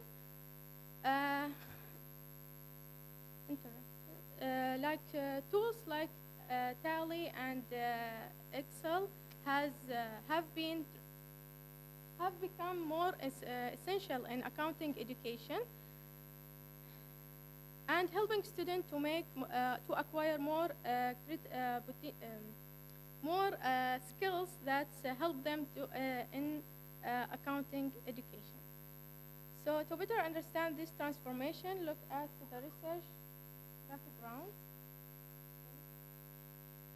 Despite technological advancement, still students face more challenges in using this technology in enhancing accounting education. So this study aimed to explore the role of technology and focusing on the challenges that may be faced by students and solutions to improve it. To achieve this, let's move to the research question. This question will include what's the student's opinion on using this technology to study accounting courses. Second, what is the possibility of having access to technological tools for studying accounting courses, and what the challenges will be faced while using this technology in studies, and finally, do you think this technology is suitable for understanding accounting concepts easier? So to support this research question, we turn on lecture review. So as you know, technology now as integral part of accounting education, significantly improving accuracy and efficiency in financial calculation. And the program Excel is one of the most widely used in both education and businesses that help students and employers to acquire more skills. And also employers today favor candidates with strong technological skills as they enhance work efficiency and adaptability in fast-changing industry. So to further this investigation, we conduct with a structured research methodology. So in this research, we use qualitative approach with interview questions based on specific objective. Also, we involved sampling, convenient sampling methods and collecting from 25% of total population. Also, there is 10 questions were asked, leading to 5 main themes in analysis. However, this study faced limitation due to the law of number of respondents collected. So now Shayma Al-Mahmoodi will continue on the remaining points.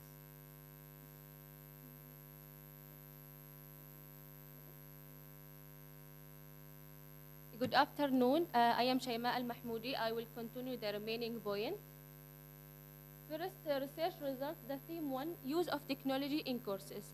The majority of respondents are familiar with Excel as a part of their accounting courses, but feel they are only gain basic understanding, not fully mastery understanding in software. The second theme, influence of technology in employment opportunity. 21 respondents believes proficiency in accounting courses enhance career opportunity as technology skills improve job prospect.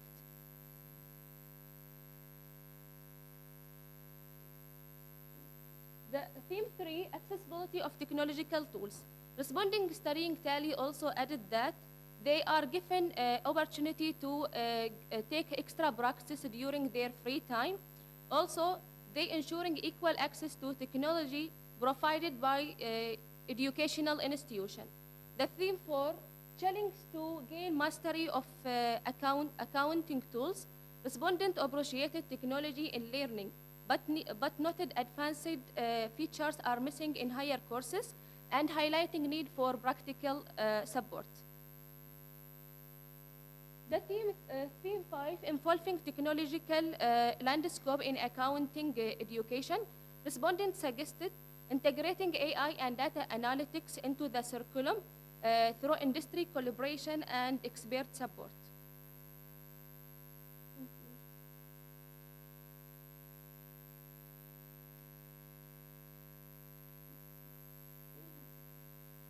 Conclusion, the aim of this study is study student expansion for technological training to enhance career prospect as industry now demanded expert or professional employees. This word extracted from interview we have used thematic analytics to process that data and also using counting tool, and this the word used the respondent said. Recommendation, integrating advanced accounting tools into the curriculum, integrating accounting tools matching the industry standard to enhance the student readiness to the market. Also enhance support and training from the trained factuality and industry expert will be greater support in mastering advanced accounting tools. And finally, practical exposure through mini project and internship, practical training to use the theoretical basis in a classroom, and this is through the internship training and expert support. And future research direction, conduct comparative studies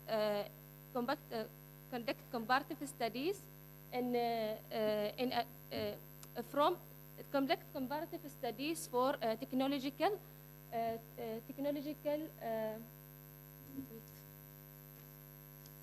conduct comparative studies on technological integration in accounting education across Omani institution. Also, explore way to better equip students with the latest technology for careers in professional accounting. Thank you for listening.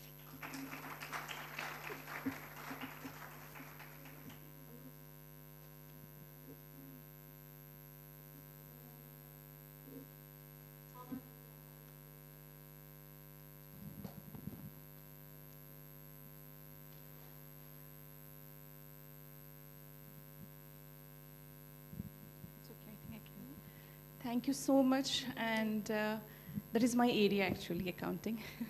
Okay, I just want to know what software you have used because I was more attracted towards your graph. Tally? Software which you have used to do the analysis. PowerPoint. Sorry?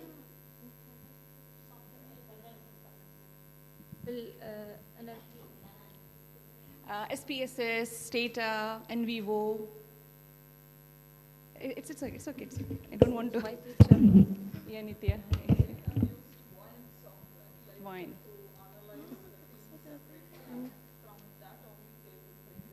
The word cloud also? Word cloud. Okay. And one more, maybe if you could have help. Those students of 28 students, what you have shown, it is only from UTAS? UTAS Ibra only. Uh-huh. Okay.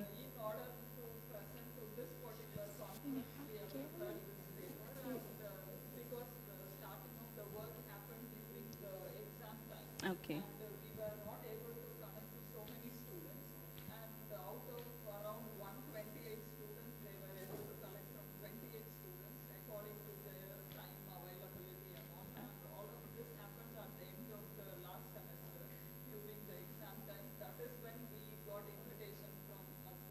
Okay. Yeah. But you know, Nitya, you can do one thing. You can proceed with the paper because actually the topic is very good and yeah, so you're having a good scope for a journal paper also. Thank you. Thank you so much.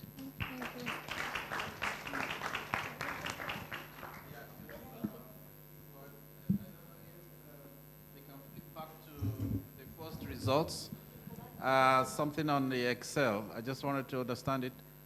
Is it possible to just flip back to? Okay, yeah.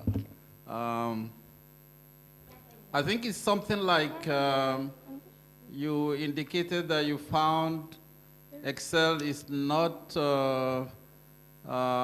useful for certain accounting courses. So I just wanted to have a clear, in the result, the first one, I think there was, go back a bit, where you have Excel.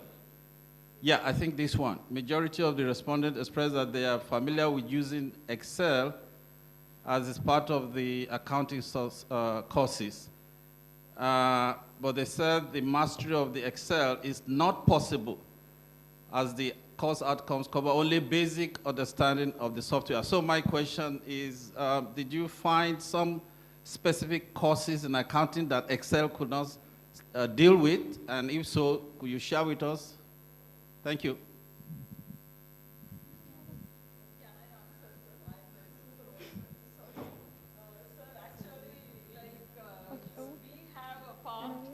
Thank you. We have Excel and Tally embedded in different accounting courses in our institution. And the problem what students face here is that to a certain level only. For example, bachelor students use it for financial reporting. But when the same case, when we see diploma first year students, they just use for calculating compound interest, simple interest. And by the time students in the diploma level leave their campuses, they are not equipped with higher level of efficiency in using Excel.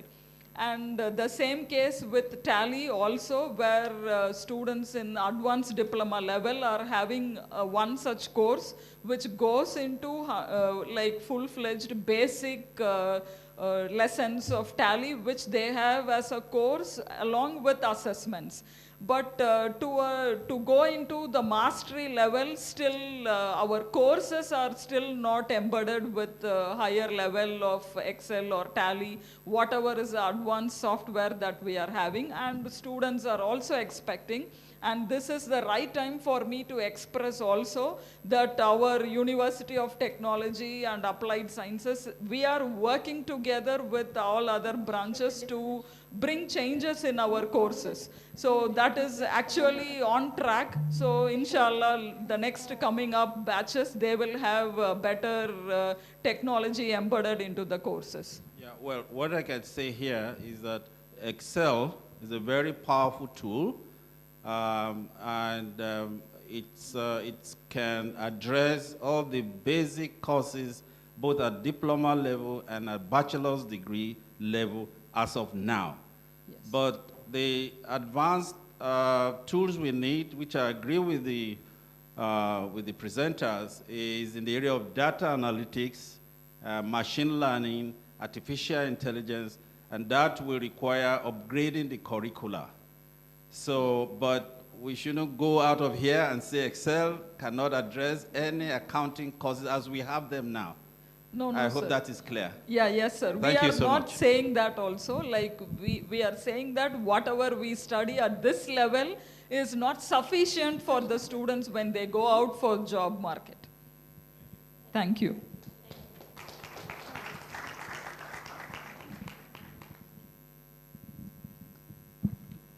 Innovative, innovative education with Moodle in Omani higher education, a review of its educational impact and effectiveness by Ms. Pooja Chabra and Aprana Agwaral. I hope I'm not butchering your name. And this paper will focus on how Moodle increases the level of student engagement, improves academic performance, and extends access to more learning resources. It will also explore Moodle supports, blended learning, and its effect on the learning environment. Please help me in welcoming Ms. Pooja.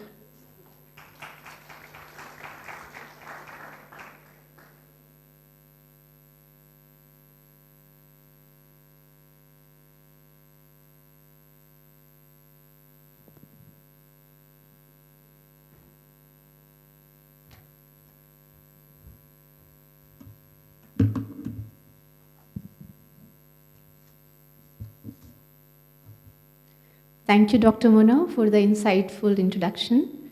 Good afternoon, everyone. As you know, my name is Pooja, and I am from Global College of Engineering and Technology. I would like to start my presentation with an anecdote, like how Moodle came into my life. I think in early 2020s, the institution I was working at, and I can share it with pride that I was working under Dr. Mona Ismail in Scientific College of Design. So in early 2020s, because Scientific College of Design was working towards advancement of technicalities in college, we were given a workshop on Moodle, and I can recall that I was barely interested in looking at the icons or the features there. So I attended that workshop half-heartedly. And soon after that, March 2020, we get to know that we are now trapped by COVID-19 and life took different turns. And the result was we shifted to online teaching all of a sudden. This is how Moodle entered our life. And I also remember the day when I was asked to create exit exam on Moodle. And like I fight with social phobia all the time, I had to fight with the fear of creating anything on Moodle. The day we received invitation from Muscat College about this conference, and that we found topic technical innovations in education, I just started discussing with my partner, Ms. Aparna Agarwal, about Moodle. And all of a sudden we decided that yes, we should study more about Moodle and present our paper, review paper on Moodle, especially how it has affected and enhanced higher education in Oman. This is how we started working. I must mention here that we worked on this review paper on a very short notice. And initially, we decided that we'll be presenting here, we will be discussing features of Moodle with the audience available. Anyhow, because Moodle has contributed a lot in our life, so we decided that it deserves a proper review. So you can see that the review focuses on, the main aim of the paper is to evaluate Moodle's role in enhancing learning experience in Oman. So as we all know that Moodle is very effective, powerful tool in learning management tool. Before I proceed, like I told you my experience that how we started with Moodle and we have covered a long journey with Moodle. I would like to know your experience, like whether you are using Moodle and how is your experience and how was your experience when you started dealing with Moodle for the first time. I would like to know from audience. Yes?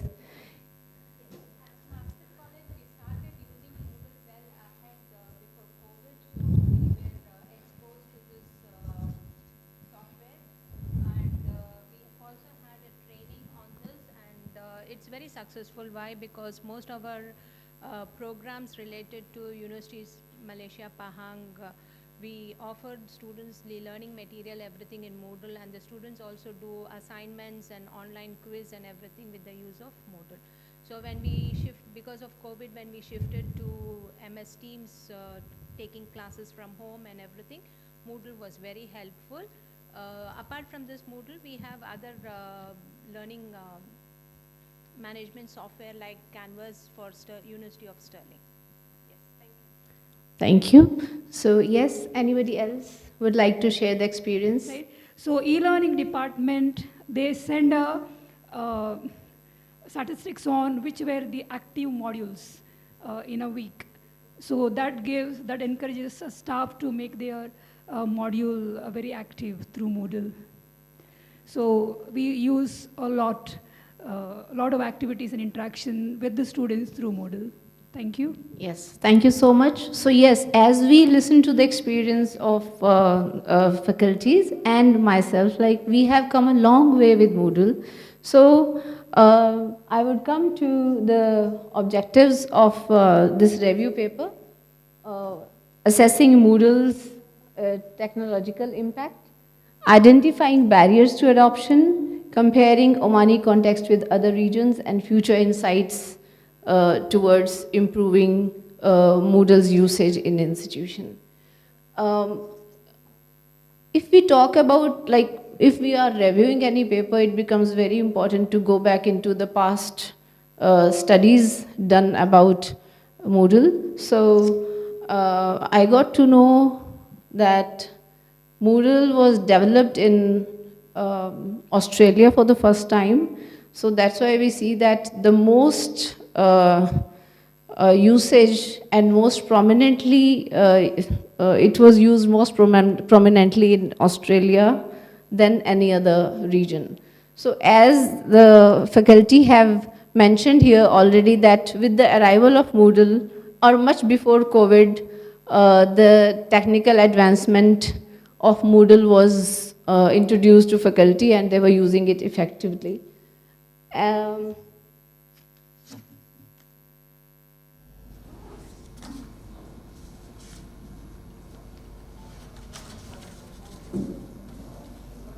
Since we know that Moodle has given platform to teachers for creating quizzes and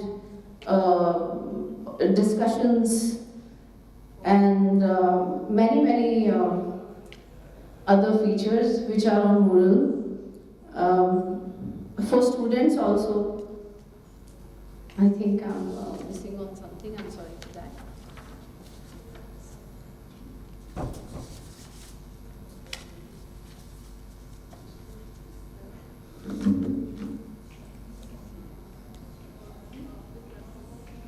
Yeah, as you can see on the screen, most of the usage of Moodle adoption rate is in Australia and the least in India and China. Can you guess the reason why it is least used in India and China? Any guesses? They have their own application or their own environment. Okay, yes, maybe they have their own learning management systems. What else do you think can be the reason? Anyone? Okay, so after deep study in the literature review, we found out that because of the population, because India and China are like quite like they have the highest population in the world, so it is very difficult to make all the population digitally literate. So that's one reason here. But if we see Oman and UAE, like it is quite prominent here, much above India and China. Okay, moving to,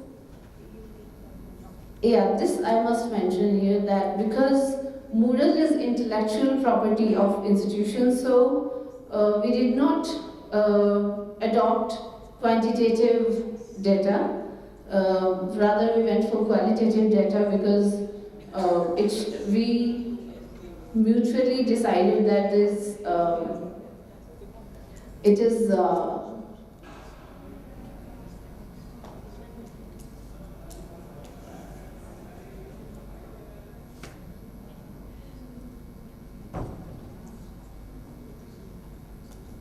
like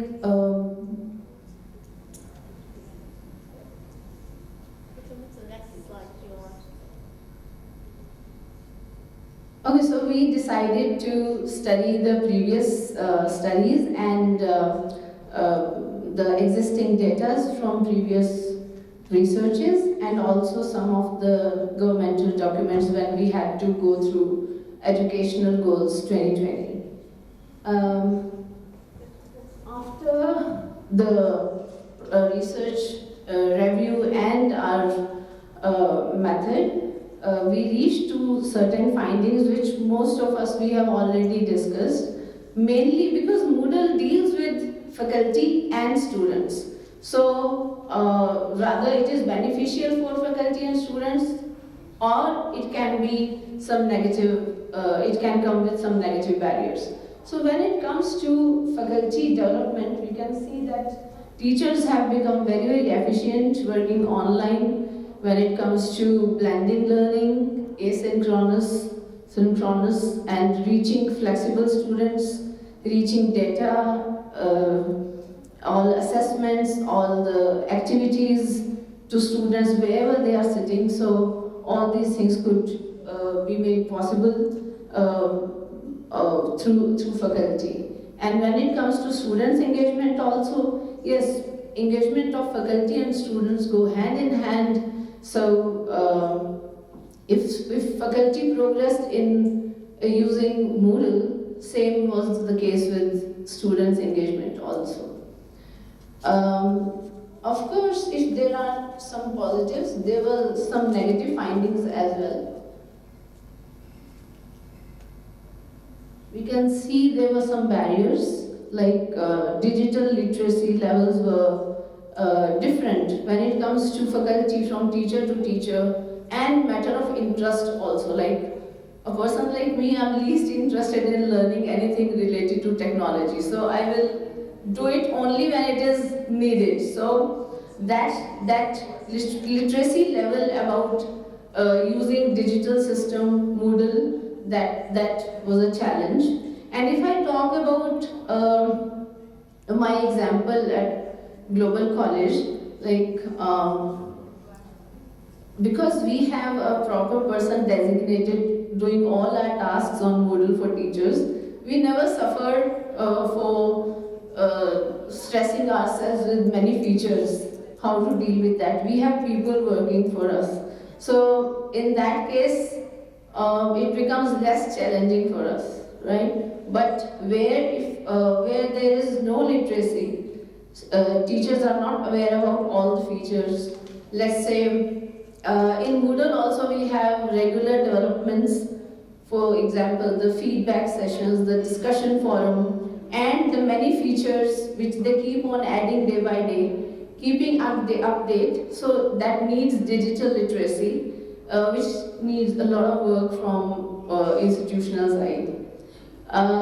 From student side also, the challenging part becomes how to keep them engaged with Moodle, how to encourage them to check Moodle time to time, and again, like Wi-Fi system also, it is available to them or not. So both sides we have challenges.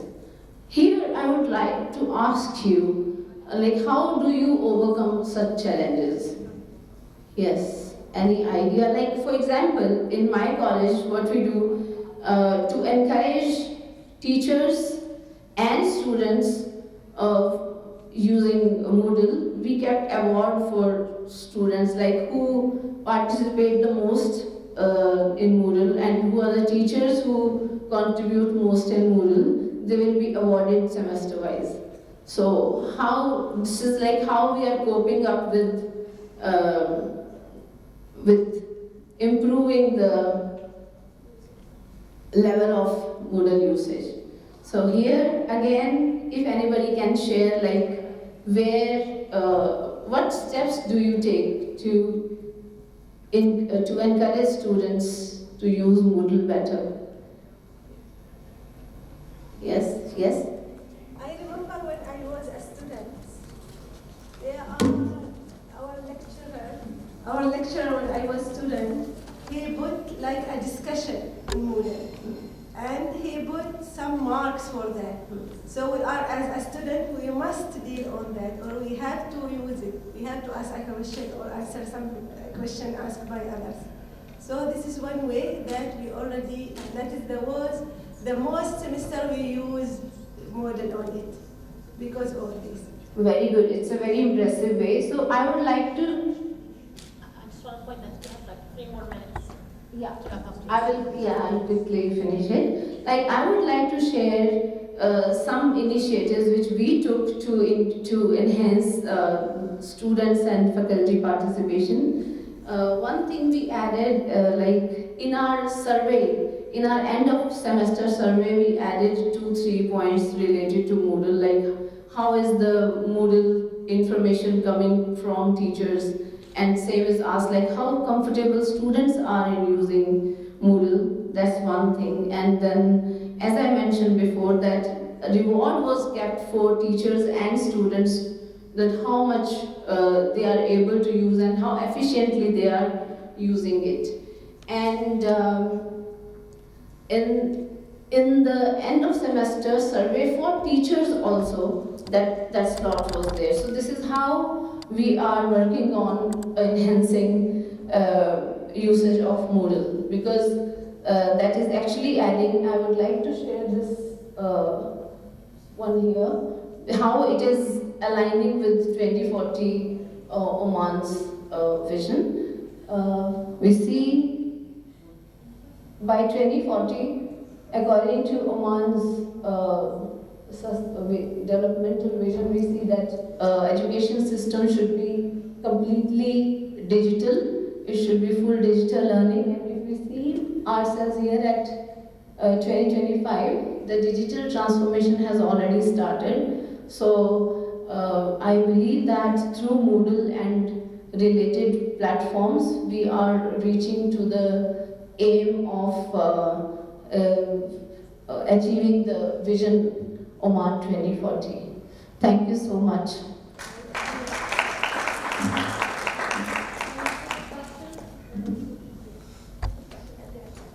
There is a question.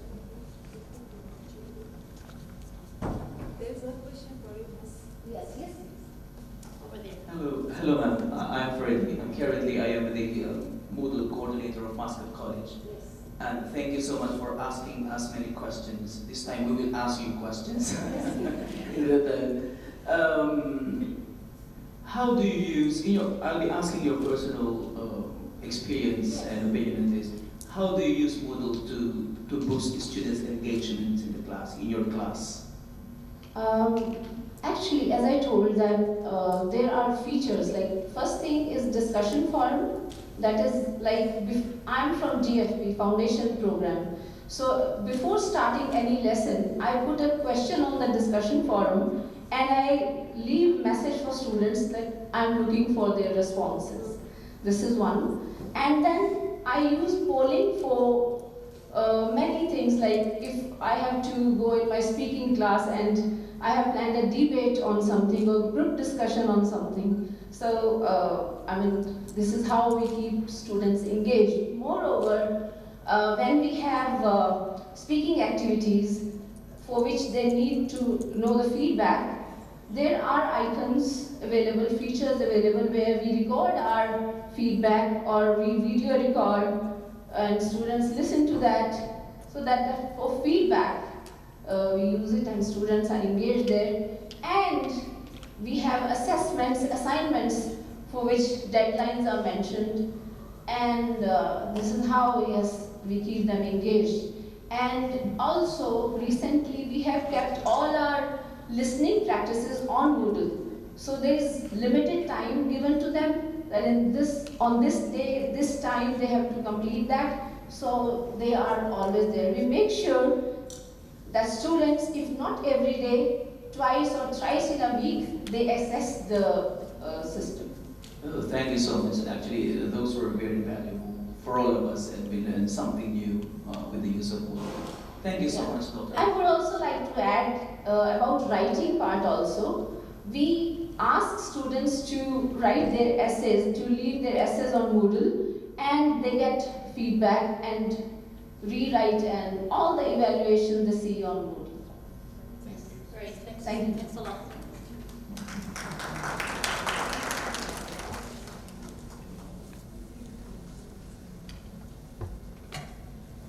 I want to say you're lucky at the Global College because we get to do our own work. With their support, but we get to do our own work.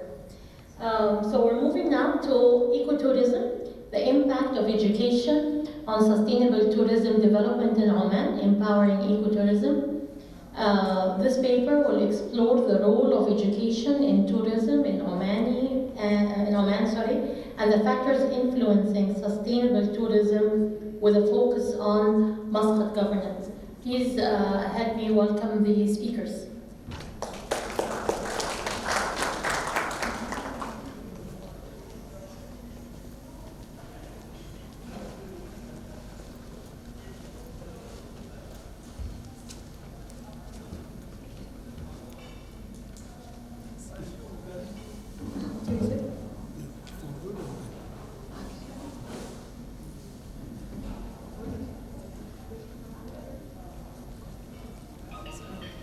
Hi everyone, good afternoon. My name is Fatma Al-Hadri and I'm presenting this research with my colleague Rahma Al-Saeed, and we are from Muscat College. Today we will talk about our study, the impact of education on sustainable tourism development in Oman, empowering ecotourism. Our research looks at how education develops the sustainable tourism and how awareness, learning and training can support the ecotourism. Tourism is important for Oman's economy, which it helps in increase the country's GDP and to create jobs.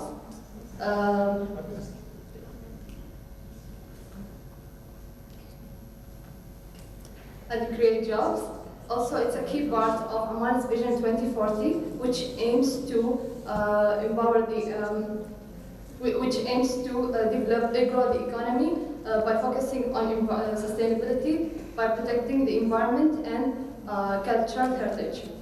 Globally, international travel has been growing. According to the United Nations Tourism World Organization, 790 million people traveled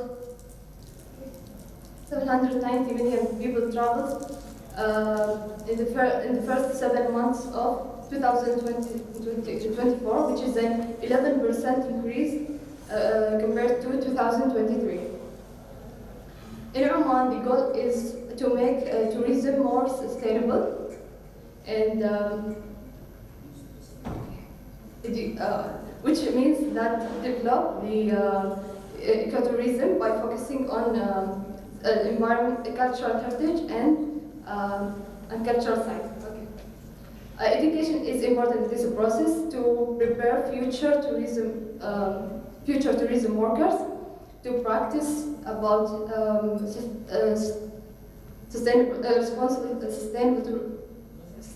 responsible, and how education support the sustainable practice. Now let's talk about the role of education in Oman's sustainable tourism. Oman's tourism is divided into 3 segments. The first segment is nature tourism, which includes which includes reserves, wadis, mountains, marine areas, and the second sector is culture tourism, which includes people visiting forts, visiting old villages, and visiting historical sites. The third is activity-based tourism, which includes diving, hiking, boating, and recent example is Muscat nights, Layali Muscat. So education plays an important role in supporting these tourism sectors. It helps people learn how to protect the environment and cultural heritage. Schools and universities can include sustainability tourism in their courses, and training programs can prepare workers to apply ecotourism practices in their jobs. However, there are some challenges that may slow down the process. There is lack of teachers that specialize in sustainability, and many schools and universities do not focus enough on this topic, and there's not enough teamwork between the government, businesses, and educators. So, the research objective is, our research aims to understand the role of education in promoting sustainable tourism in Oman. Second, we also identify challenges in integrating sustainability education in tourism industry. Third, another focus is to analyze the impact of training programs in tourism professionals. Finally, we provide recommendations to improve sustainability education and its use in tourism. The significance, tourism plays a critical role in Oman's economy, and it is expected to contribute significance by 2040. Educating people about ecotourism helps them develop awareness about sustainability and its impact. Our research supports Oman's Vision 2040, which focuses on sustainable tourism growth.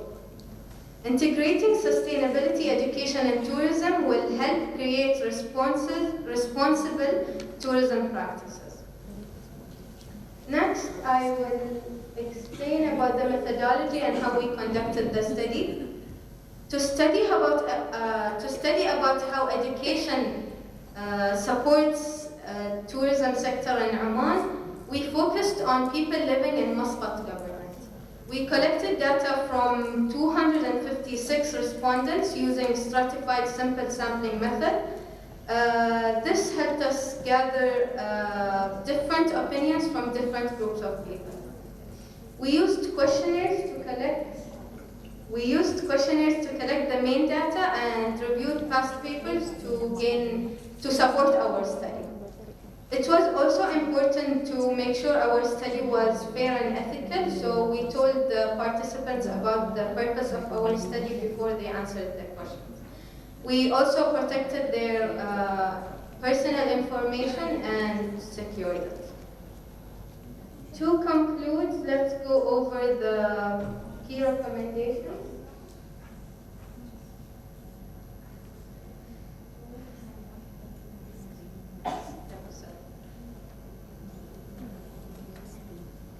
Our research used the factor analysis to understand how education helps in how education affects the sustainable tourism, and also we use the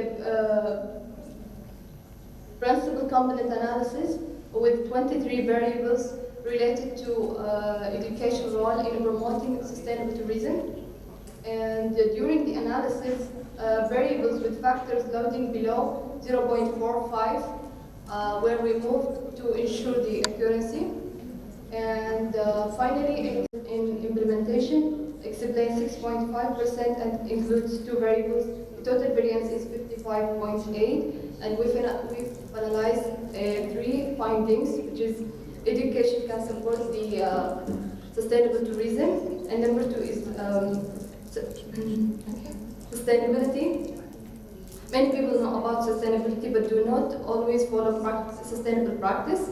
And the last one is more efforts needed to connect education, government policies, and business practice. To conclude, let's go over the key recommendations. Tourism is an important part of Oman's economy, and it is expected to grow even more by 2040. But for tourism to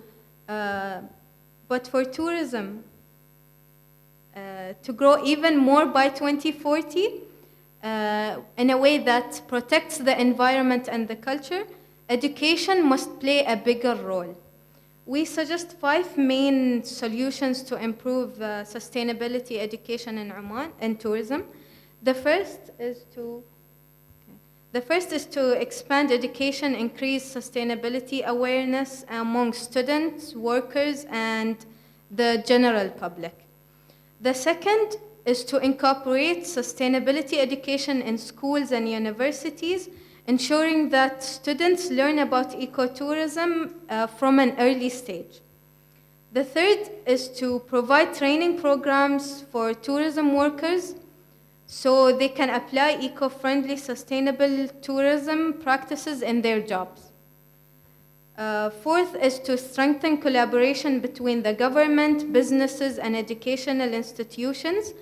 This way, working together, these groups ensure that sustainability education is supported at all levels. Finally, one of the best ways to teach sustainability is through real-world experiences. For example, field trips, hands-on workshops, and industry training programs can all help both students and workers in tourism sectors understand sustainability and in a practical way. If these steps are followed, tourism in Oman can grow while also protecting the environment and cultural heritage. Before we end, we would like to take a moment to thank all who participated in this research. First, we thank Dr. Krishnan, our research supervisor, for his help and guidance throughout the research.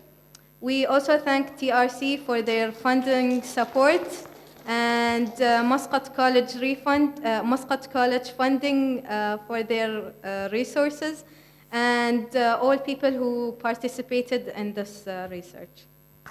Thank you for your attention and time.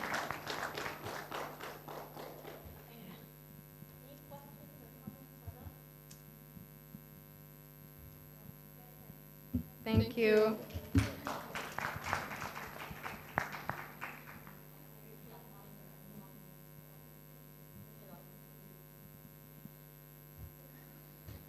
Okay. Now we're moving to student perception of e-learning information, quality effect on system quality and satisfaction.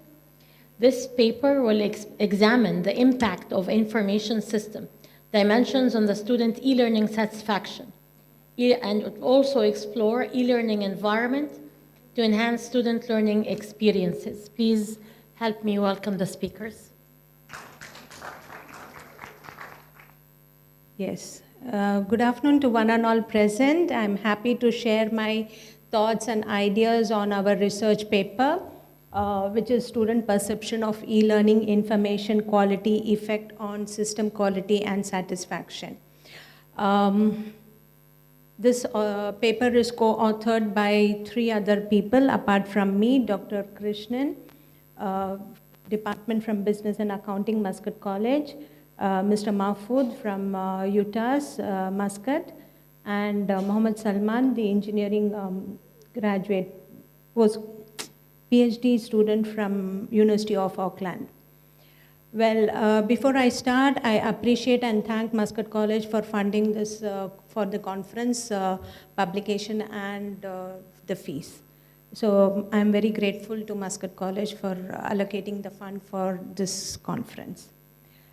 Well, when we talk about learning system, it's not new to us because COVID has taught us many things, especially the e-learning system, and we are exposed to technology. Even a non-technology person is talking about e-learning system and use of artificial intelligence and machine learning. And this is, we can say, a big thanks to technological advancement, which has given us a great scope to share our knowledge, ideas, and thought more easily and quickly. So let's look into what was our finding. The emerging technology has led to education development and supporting teachers. And one of the research when I was doing this paper, I found saying that the developing countries are facing challenge in bringing a successful e-learning system. Why? Because of many reasons. Because the cost effectiveness, the costs seem to be a little higher for the developing countries, or the adopting the technology becomes little late because by the time they get used to the technology, it becomes outdated. That's why the finding says that the e-learning system has been partially failed around 40% in most of the developing countries and 45% in developed countries. This is according to the study 2020. Maybe these figures have changed by now. Why e-learning system? Because this is a means of communication between the teacher, student, and among their peers. And this has led to more access to online system where the student or even the staff can have a track record of their progress or learning. At the same time, we can have a shared platform to deliver or share our knowledge. So that's why you can see the e-learning system. Even after COVID, we use this technology, we adapt e-learning system. Recently, you can see there was some rain and then we had holidays, but we were asked to take classes. So this was possible because of e-learning system, that is through MS Teams. So e-learning is effectively increasing the system which is suitable for all learners, I will say, whether you have technical background or not. Now, out of these things, when I looked into the aspects of e-learning, two important factors emerge, that is the system quality and information quality. If these two are done or available in a proper way, what happens? The e-learning experience increases, the performance also increases. So the purpose of this study was to examine the impact of IS, that is information and system dimensions, on students' e-learning satisfaction. A literature review was done, which, as I have already mentioned about COVID and IT-enabled learning services and other types of learning methods have come, which is synchronous and asynchronous methods, which enable the student to learn along with their lecturers or teachers or learn according to their own pace. And you can see the e-learning system, if you look into the dimension in which we have used to measure the impact of information quality on student system and satisfaction, we have taken two dimensions of e-learning system, that is the quality of courses and material and interaction with the learners. So this were divided into three factors, that is experience, functionality, and academic performance. When I looked into information system quality and student satisfaction, the most important or famous model was by Dillon in 2003 and by Gabel in 2008. This model was used to construct the qualitative analysis structure and the questionnaire. So system dimension for this study is measured in terms of usability, reliability, sustainability, and accessibility. So based on the, sorry.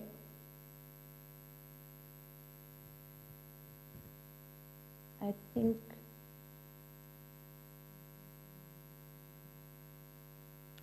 okay, based on the literature review, the study framework was made to see and assess if system quality and student satisfaction, the mediating role is information quality system or not. So the hypotheses were developed, 4 hypotheses will develop, and I will come to this hypothesis when I'm talking about the data analysis. The basic methodology that was used for this study is quantitative. Purposive sampling was used, and the sample size was calculated based on the selection criteria by Cohen, where a minimum sample size of 193 was required at a significant level of 0.05 with a regression of minimum of 0.20 and at 80% statistical power. And the questionnaire, as I told you, was developed by Gabel and Dillon's model of information system and system quality. And the data analysis was used based on the software, the measurement scale, like Converge Alpha was used. And to know the mediating variable, Haynes process macro was used through SPSS to examine whether if information system mediates the relation between the system quality and student satisfaction. So the finding is basically the number of respondents were 204, where the minimum sample sizes was required was 193. The reliability of all the questionnaire sample related to information quality, system quality and satisfaction were all greater than 0.900, which shows that the measurement scale or the questionnaire which was used was highly reliable. So we can conclude, the conclusion derived from this is reliable. And the respondent characteristics was 62% were female with belonging to, and age group of the respondents were between 18 to 25, 64% undergraduate program, 43 from business studies and management, and 92 people of the respondents said that they are familiar with e-learning, and mostly 74% of them use Moodle. The hypothesis 1 to justify whether there is a relationship between e-learning system aspects and student satisfaction. Correlation was conducted, and the results showed that there is a significant relation between all dimensions of e-learning system aspect, that is experience, functionality, and performance. And if you see the the data is also within the normal distribution range, that is +1 to -1.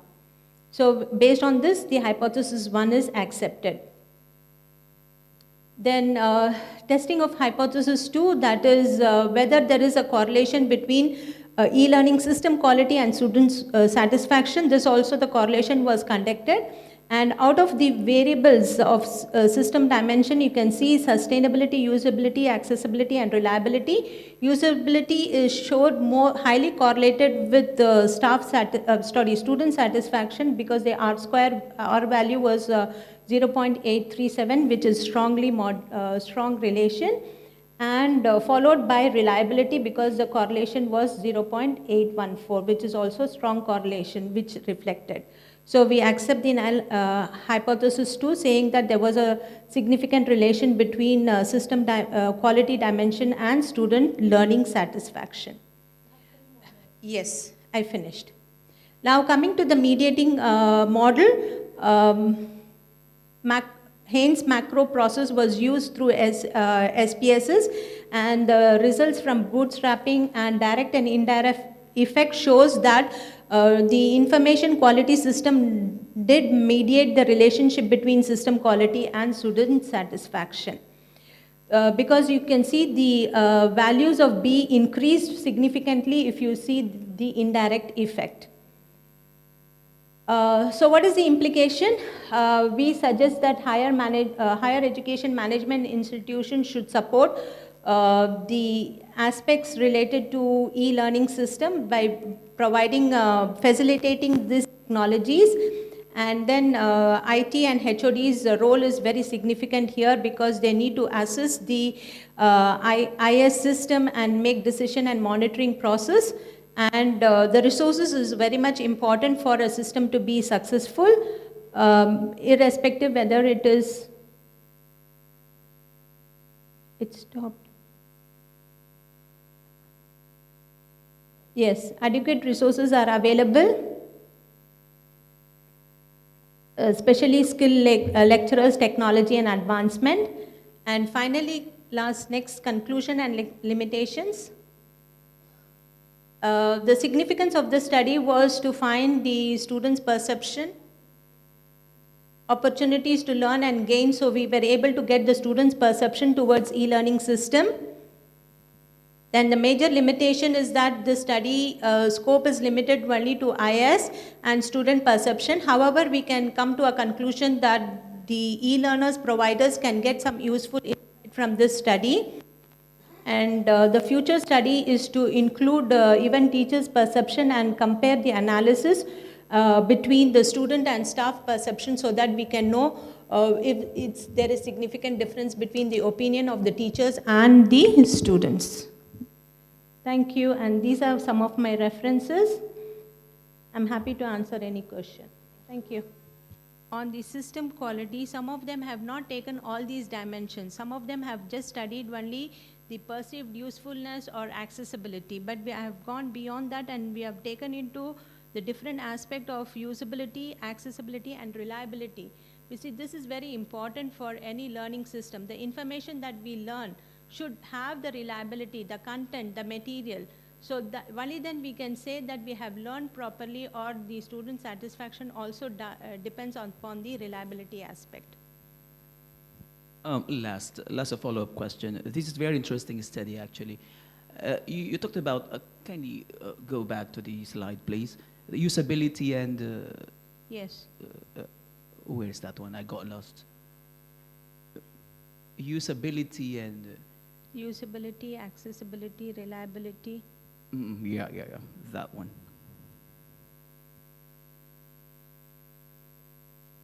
Yeah, that one. Usability and reliability. You know, this is a vis-a-vis a certain learning management system. So in which context you got this usability and reliability? Did you investigate a certain LMS? Yes, because these sustainability, usability, accessibility is not one statement in the questionnaire. It is 4 or 5 statements together called as the sustainability or usability.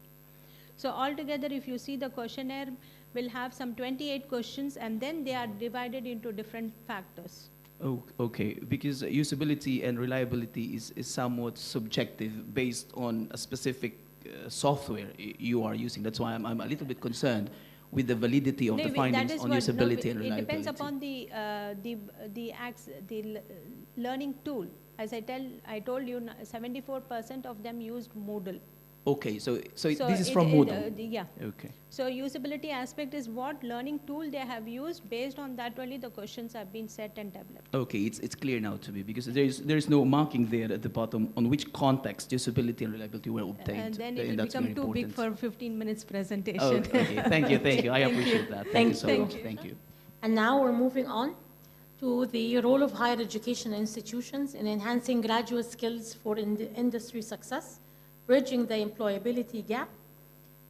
This paper will assess faculty opinion on employers' expectation for graduate career skills and their subject knowledge. It will assist, or it opts to assist HEIs in developing or modifying existing learning outcomes based on industry expectations and encourage employability skills through various teaching learning activities. I think this is a very critical paper, and I'm really looking forward to the results. Please help me welcome the speakers.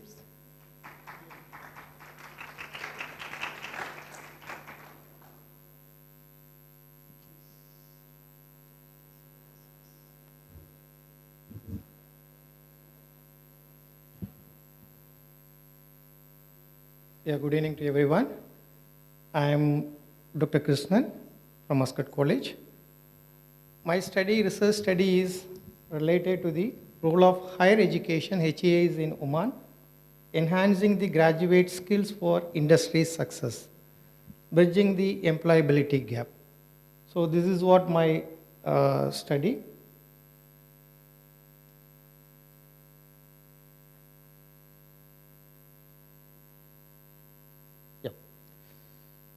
So basically, so when we are talking about the employability skill gap, there are different perspectives are there, like a student role, teachers, and industry. All these things are involved to equip our graduates. So my study is only focusing on how the faculty's perception on the employer's perception towards the skill, what the skill is expected by the employee. Why? Because, you know, if the faculties, we are training the students based on the market expectation. If the faculties, we don't have the proper understanding what the expectation in the global market.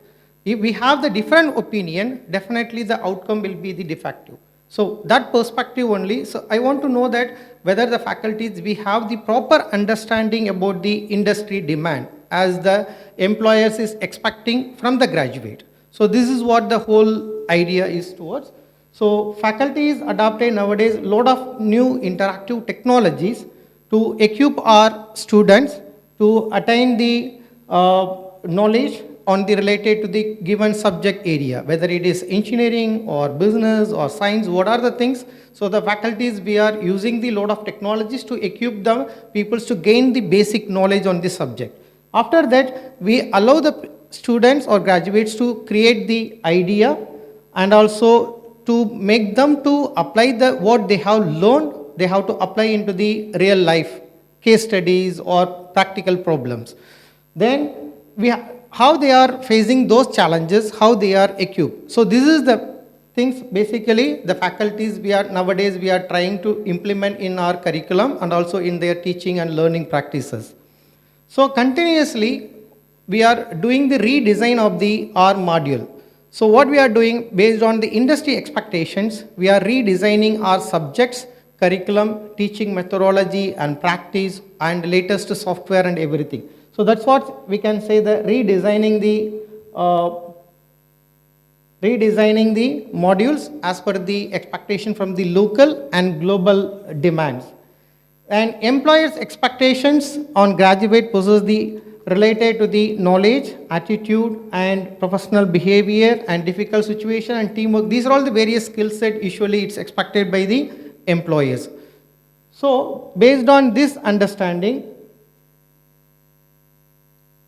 my study aim is to understand the opinion of the faculty members in Omani higher educational institutions regarding the employers' expectations on graduate employability skill.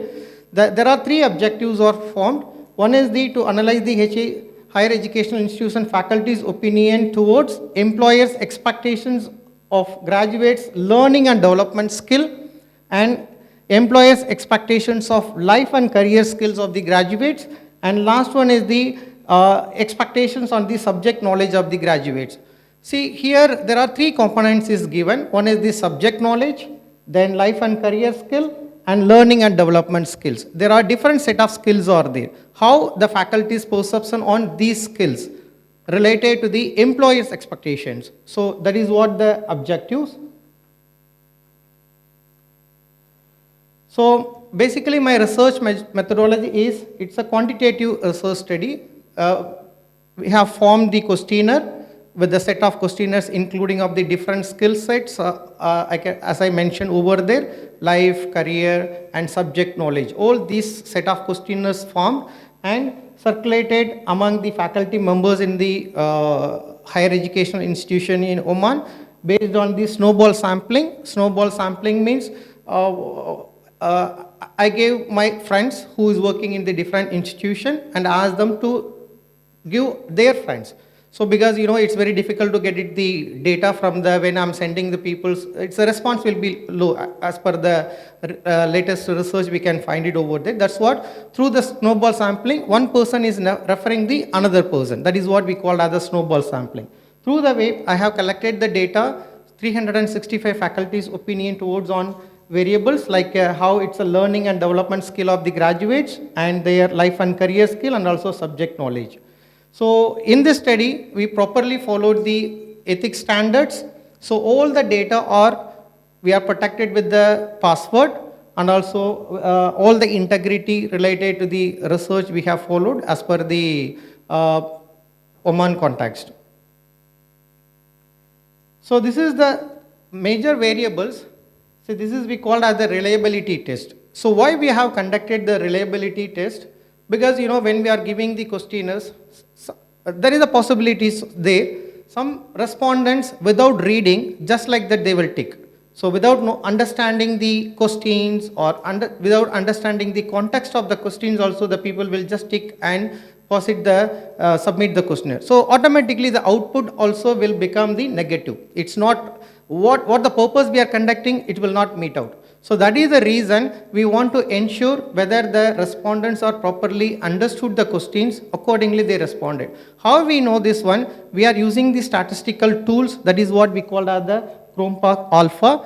Through that one, if the value is above 0.5 or above 0.6, it's different researchers have the different opinion. So basically we are taking that if the reliability Chrompark Alpha is above 0.6, then we can consider yes, these respondents are properly understood their response and they are reflected over there. So based on that, our output is came with the value of above 0.7, I can say, all are reliable. So that means the respondents are understood the questions and they responded the response. So after the things, we analyze using of the SPSS software, using the some of the statistical tools like ANOVA, regression and chi-square analysis. We found some of the findings over here. So based on the mean score and standard deviations, so the output is when compared with the private higher education institutions with the government institutions, private higher educational institution faculty members have the high level of understanding on the employer's expectations on the employee's learning and development skill. So maybe I can say this is my findings. So the finding is private higher educational institution faculty members have lot of knowledge, I can say the understanding, high level of understanding about the what are the learning and development skills needed by the employers when compared with the government faculty members. The reason may be because because those things we need further research. That's what we can say, that future research. The reason might be the private colleges nowadays in the competitions, they are continuously doing the lot of workshops, conferences, and it's one of their key indicators in their job performance or performance appraisal. They have to put the papers, conferences and research. So that might be the reason for them to learn a lot of things, what is going on in the industry. So that's maybe the reason for the output is coming like this, private faculty members having the high level of understanding about the employer's expectations.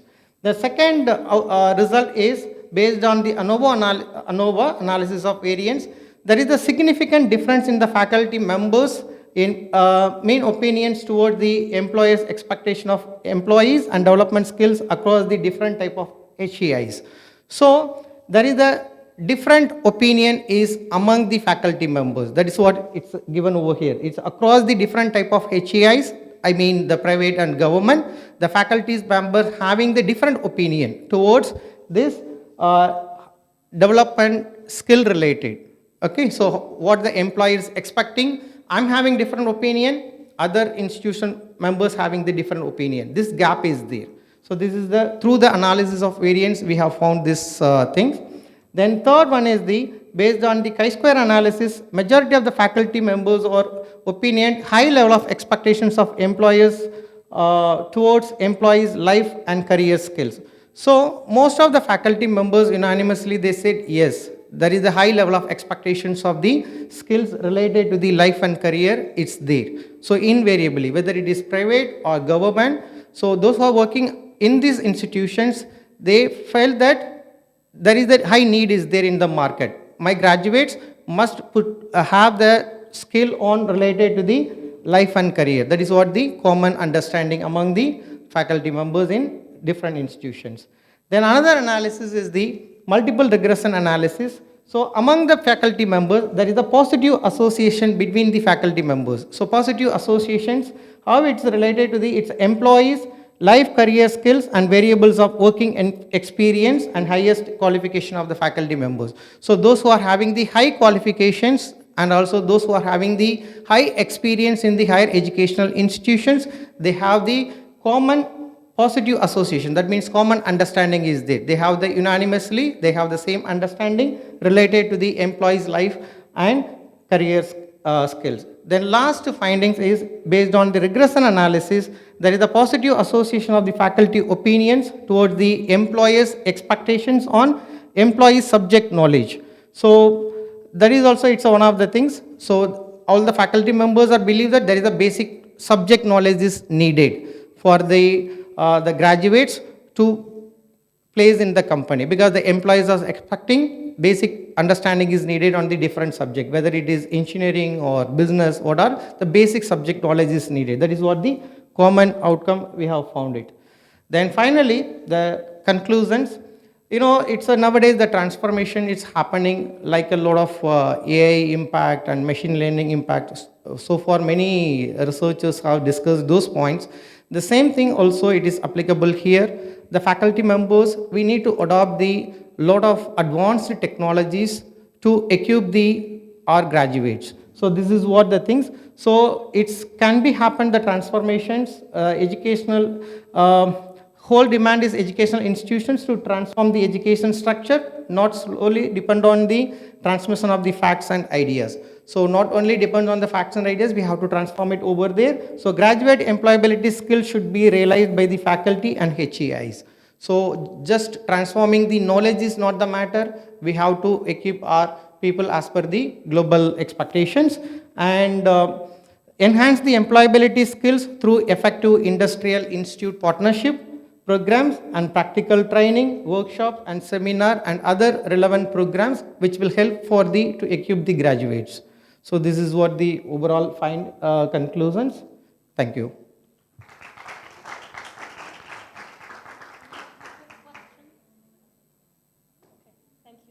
Thank you.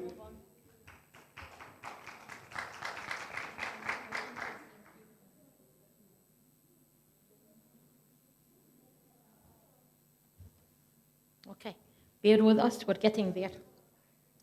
Our next paper is entitled A Study on the Mediating Role of Project Risk Management in the Relationship between High-Performance Work Practices and Project Performance in the Construction Sector.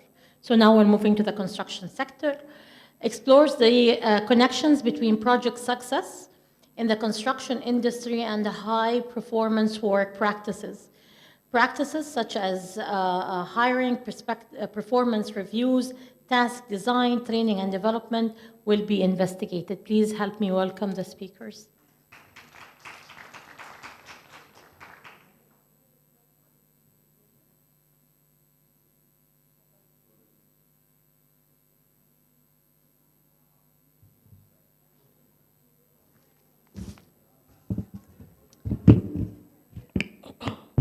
Hello everyone, my name is Mariam Al-Balushi, and today I will present about my graduate research with my supervisor, Ms. Neetha. My study is about a study on the mediating role of project risk management on the relationship between the high-performance work practices in the construction sector. So the introduction, so this study focused on the role of high-performance work practices in project performance. So it focused on how the human resource can support the construction companies in improving the performance added about the high-performance work practices and project performance. So the culture of risk awarenesses in companies depend heavily on human resource as it enhances the communication and cooperation. So to create a risk-aware businesses, the human resource help in this. So the objective of my research is to identify the high-performance work practices practiced in construction sector in Oman. And the second objective is to analyze the impact on high-performance work practices on project performance. The third objective is about to analyze the role of project management practices in the relation between the high-performance work practices and the project performance. I have two hypotheses. The first one is implementing the high-performance work method has a considerable impact on project performance.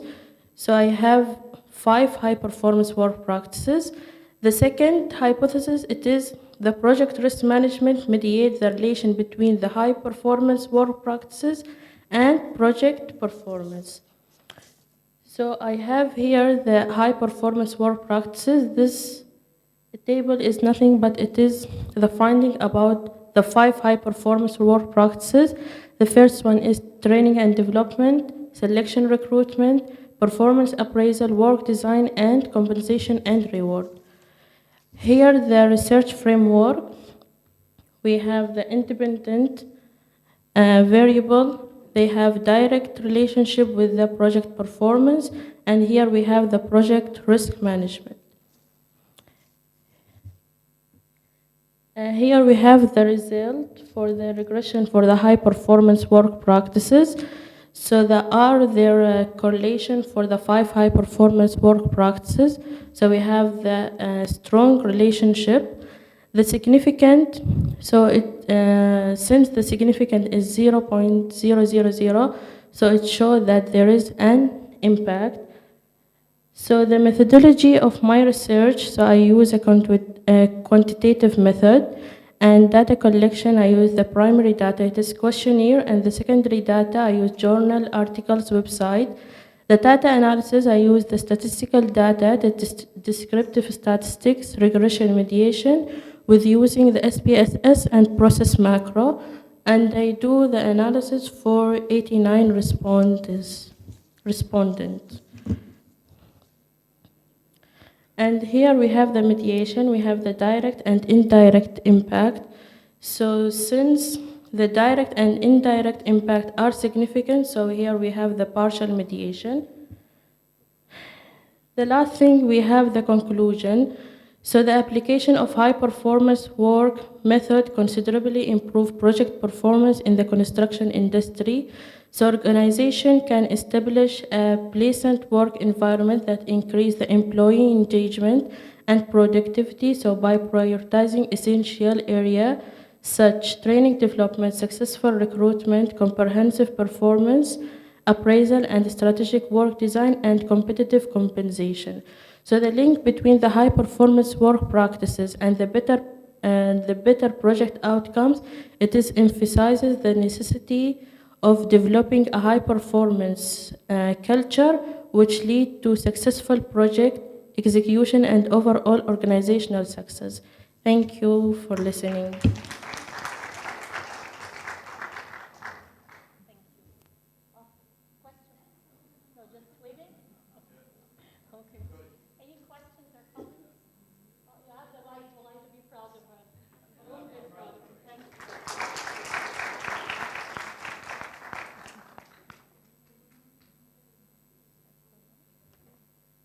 Okay.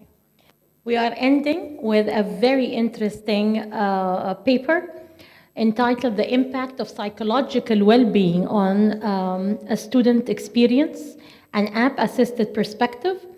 This paper explores the potential influence of enhanced psychological well-being on students' life experiences and academic performances. It investigates the key factors affecting psychological well-being. Please help me welcome the speaker.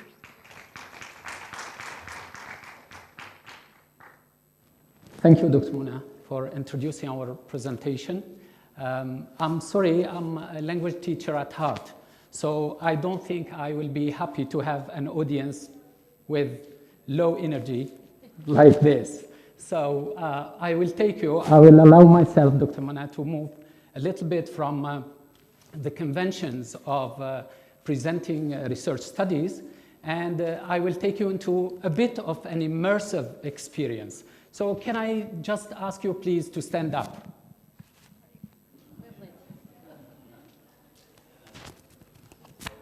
This will show you what language teachers do. Yes. Can you close your eyes, please? I can see you, Dr. Arabi. You are not closing your eyes. Okay. Can you imagine, please, a black carpet? Camera woman, you don't need to close your eyes. So, very black. Do you see the color? The black carpet is on a white background. The black carpet is in your living room. You came from the kitchen, you are holding a bottle of glitter. You know glitter. When you reach the carpet, the bottle fell down. All the glitter spilled over the black carpet. What can you see now? Okay. You can open your eyes now. Yes, please be seated. Right. You might be asking yourselves the reason behind this immersive experience that I took you through. But the answer to that will come in a minute. If it comes. You know? Any issue here?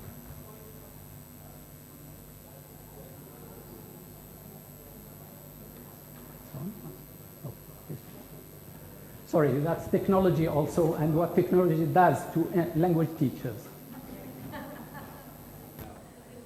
Right. Can I tell you a story? Can I tell you a story? Okay. This is a real story. It happened to me when I was at university, and I was attending a lecture in philosophy and theories, and my teacher chose to use the same kind of experience to let us understand the meaning of a notion, philosophical notion called affect. So we were supposed to come into an amphitheater, and he just put some glitter just at the door, at the main entrance of the amphitheater. We didn't know that he has done that. We came into the amphitheater, sat in our places, and then the lecture started. So he asked, please look down and check if there is anything abnormal under your feet. So since we have stepped on the glitter was also there in the areas where we were seated. So we said, yeah, there is glitter.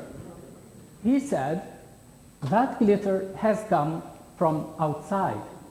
You have interacted with the glitter, but you didn't notice that you have actually interacted with it. You have also affected the glitter, and you didn't realize that you are doing it. So somehow in your case, you have been affected, and you also affected something. Okay? So you can have from there if you want. This is the point. So affect. Affect is a notion that we have used for preparing this study. It's actually philosophical at heart. It relates to psychoanalysis, etc. I'll go through this now. Okay, that's my story. So that's the glitter. Okay, this is the agenda of the presentation. We'll just skip this. Okay, so the study was part of a grant by the Ministry of Higher Education, Research and Innovation. It was conducted post-COVID, along with the context of the post-COVID in general. It was meant to see the importance of digital support in reshaping student life and experience. What's in the literature? Actually, this is something that I consider the takeaway from any conference. More than the findings of studies, etc., it's very important to focus on the literature because this is what you can actually use for future research. So many theories like hedonism theories, desire theories, objective well-being theories, and subjective well-being theories were used in the study. Now, I wanted here to actually tell you about the definition, the conventional definition of well-being in general. So the World Health Organization gives this definition for well-being. As you can see, it focused on the idea of positive state. It's a resource for daily life. It gives you energy, like the energy you have now. And it is determined by social, economic, and environmental conditions. It encompasses the quality of life and the ability of people and societies to contribute to the world. Whenever we think about these things, we have to relate them to our students, because the study focuses mainly on students. A society's well-being can be observed by the extent to which they are resilient, so resilient students, capacity for action, and being prepared to transcend challenges. As I told you earlier, the study was based on some philosophical insight. So Sylvan Tompkins, a very well-known psychologist and philosopher, he believes that affects, and here we can go back to the point of affect that I have introduced earlier. Affects, not drives, because psychoanalysis was based on the idea that drives are the ones which move us or lead us in life. But he says that it's actually not drives, it is affects that are in control. As you can see here, affects are not private, obscure responses. So psychoanalysis says that what leads us in life is those obscure responses. We are not conscious about them. But here, affects are actually not this. The study, although not philosophical, draws much of its insights and applications from the notion of relationality. So if you are talking about the student is in a continuous relationship with different factors. Yes. Sigworth and Gregg, these are some thinkers who focused on the idea of affect. They have an essay called The Inventory of Shimmers. Affect is found in those intensities that pass body to body. And here, the idea of body is not the human body, it can be anything. Body is anything. It can be human, non-human, part body, or otherwise. In those resonances that circulate about, between, and sometimes stick to bodies and worlds, the idea of sticking. The glitter, remember earlier. Affective web, this creates a kind of an affective web, okay, around people. And following the same philosophers, with affect, a body is as much outside itself as in itself, webbed in its relations. Think about the student. We are coming to it, yes. Now, that's why we had this study, and this is the diagram that we can use to summarize the idea of well-being of students and how it is affected by the different factors. As you can see, I mean, you cannot have only one factor to focus on or to control. Now, the aims of our study were to investigate the potential influence of enhanced psychological well-being on students' life experiences and academic performance, and also to try to augment the psychological well-being of college students in Oman through the development and implementation of an application. We developed an application for this purpose. Now, the significance of the study. So there is a global impact that which is to inform educators worldwide about the significance of psychological well-being in shaping students' overall experiences within the academic environment. Some innovative and sustainable, sorry for the spelling mistake from a language teacher, okay, innovative and sustainable. So innovative utilization of technology, particularly the app-assisted approach. So the fact that we are using an application, and also it is significant for academic success as it contributes to the improvement of the student experience and learning. Right. Okay, now the rest of the presentation will be for my colleague, Ms. Arwa. All right, good afternoon, everyone. So as for the methodology part, we targeted for the data collection, we targeted the second year computing students. And we chose the second year students because second year students are more involved in like the atmosphere of the college, and they are more aware of the regulations and all. Now for the methodology, we used mixed approach. We had quantitative data through tracking and the analysis of the software application, and qualitative data with the questionnaire that we basically distributed. So we visited 6 classes. We had like a pre-questionnaire, all right, and a post-questionnaire distribution. And in the pre-questionnaire, we introduced the application, the aim of the application and all. Next. Now, talking more about the application, as Mr. Jamal said, that it enhances the psychological well-being of students. So this application accesses variety of courses to the students, and to ensure that students basically went through each course, we had lessons prior to each section. It did have basically like reminders of water drinking, offers quizzes to reinforce learning from the lessons, and it provided for us like a dashboard to track the students' usage for the application. So here's a closer look to the application. This is the dashboard that consists of 4 components: the physical well-being, mental health, emotional safety, and sense of belonging.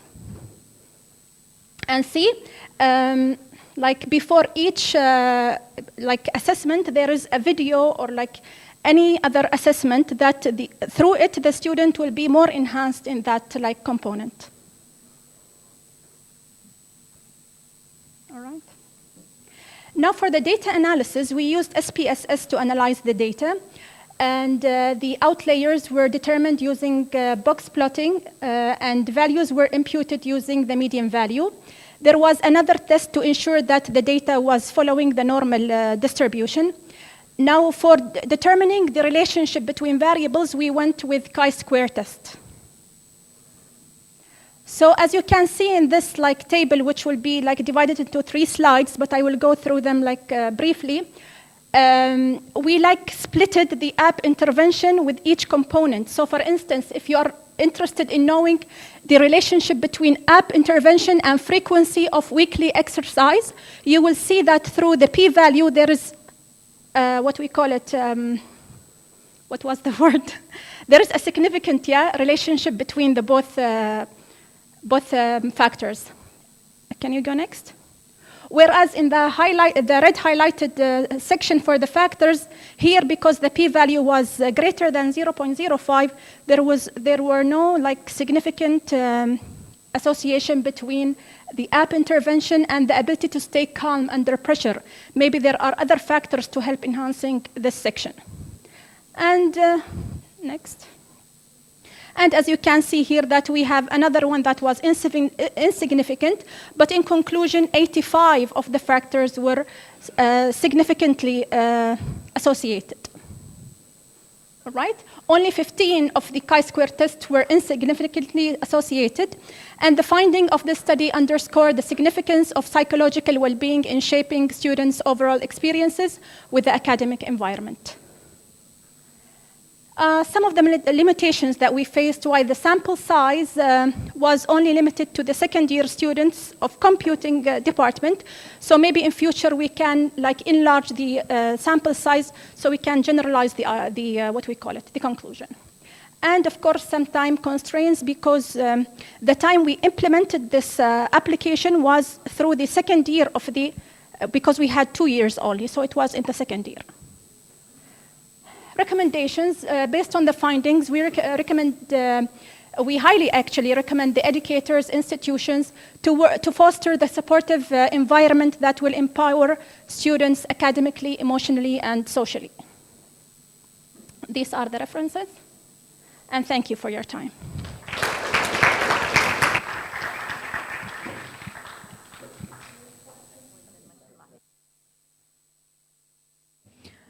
I would like to invite Dr. Matthew, Chair of Organizing Committee, to hand over a token of appreciation to Dr. Mona.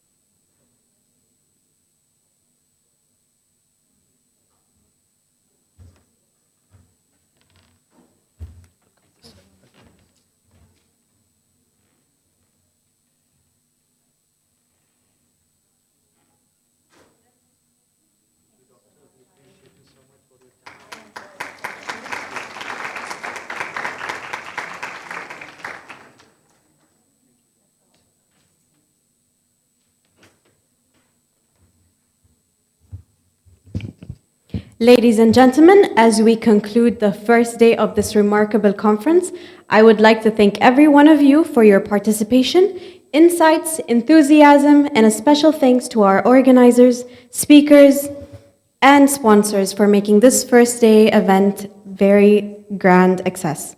Let us carry forward with the knowledge and connection we have gained here today. Thank you very much and have a wonderful day ahead, and see you tomorrow.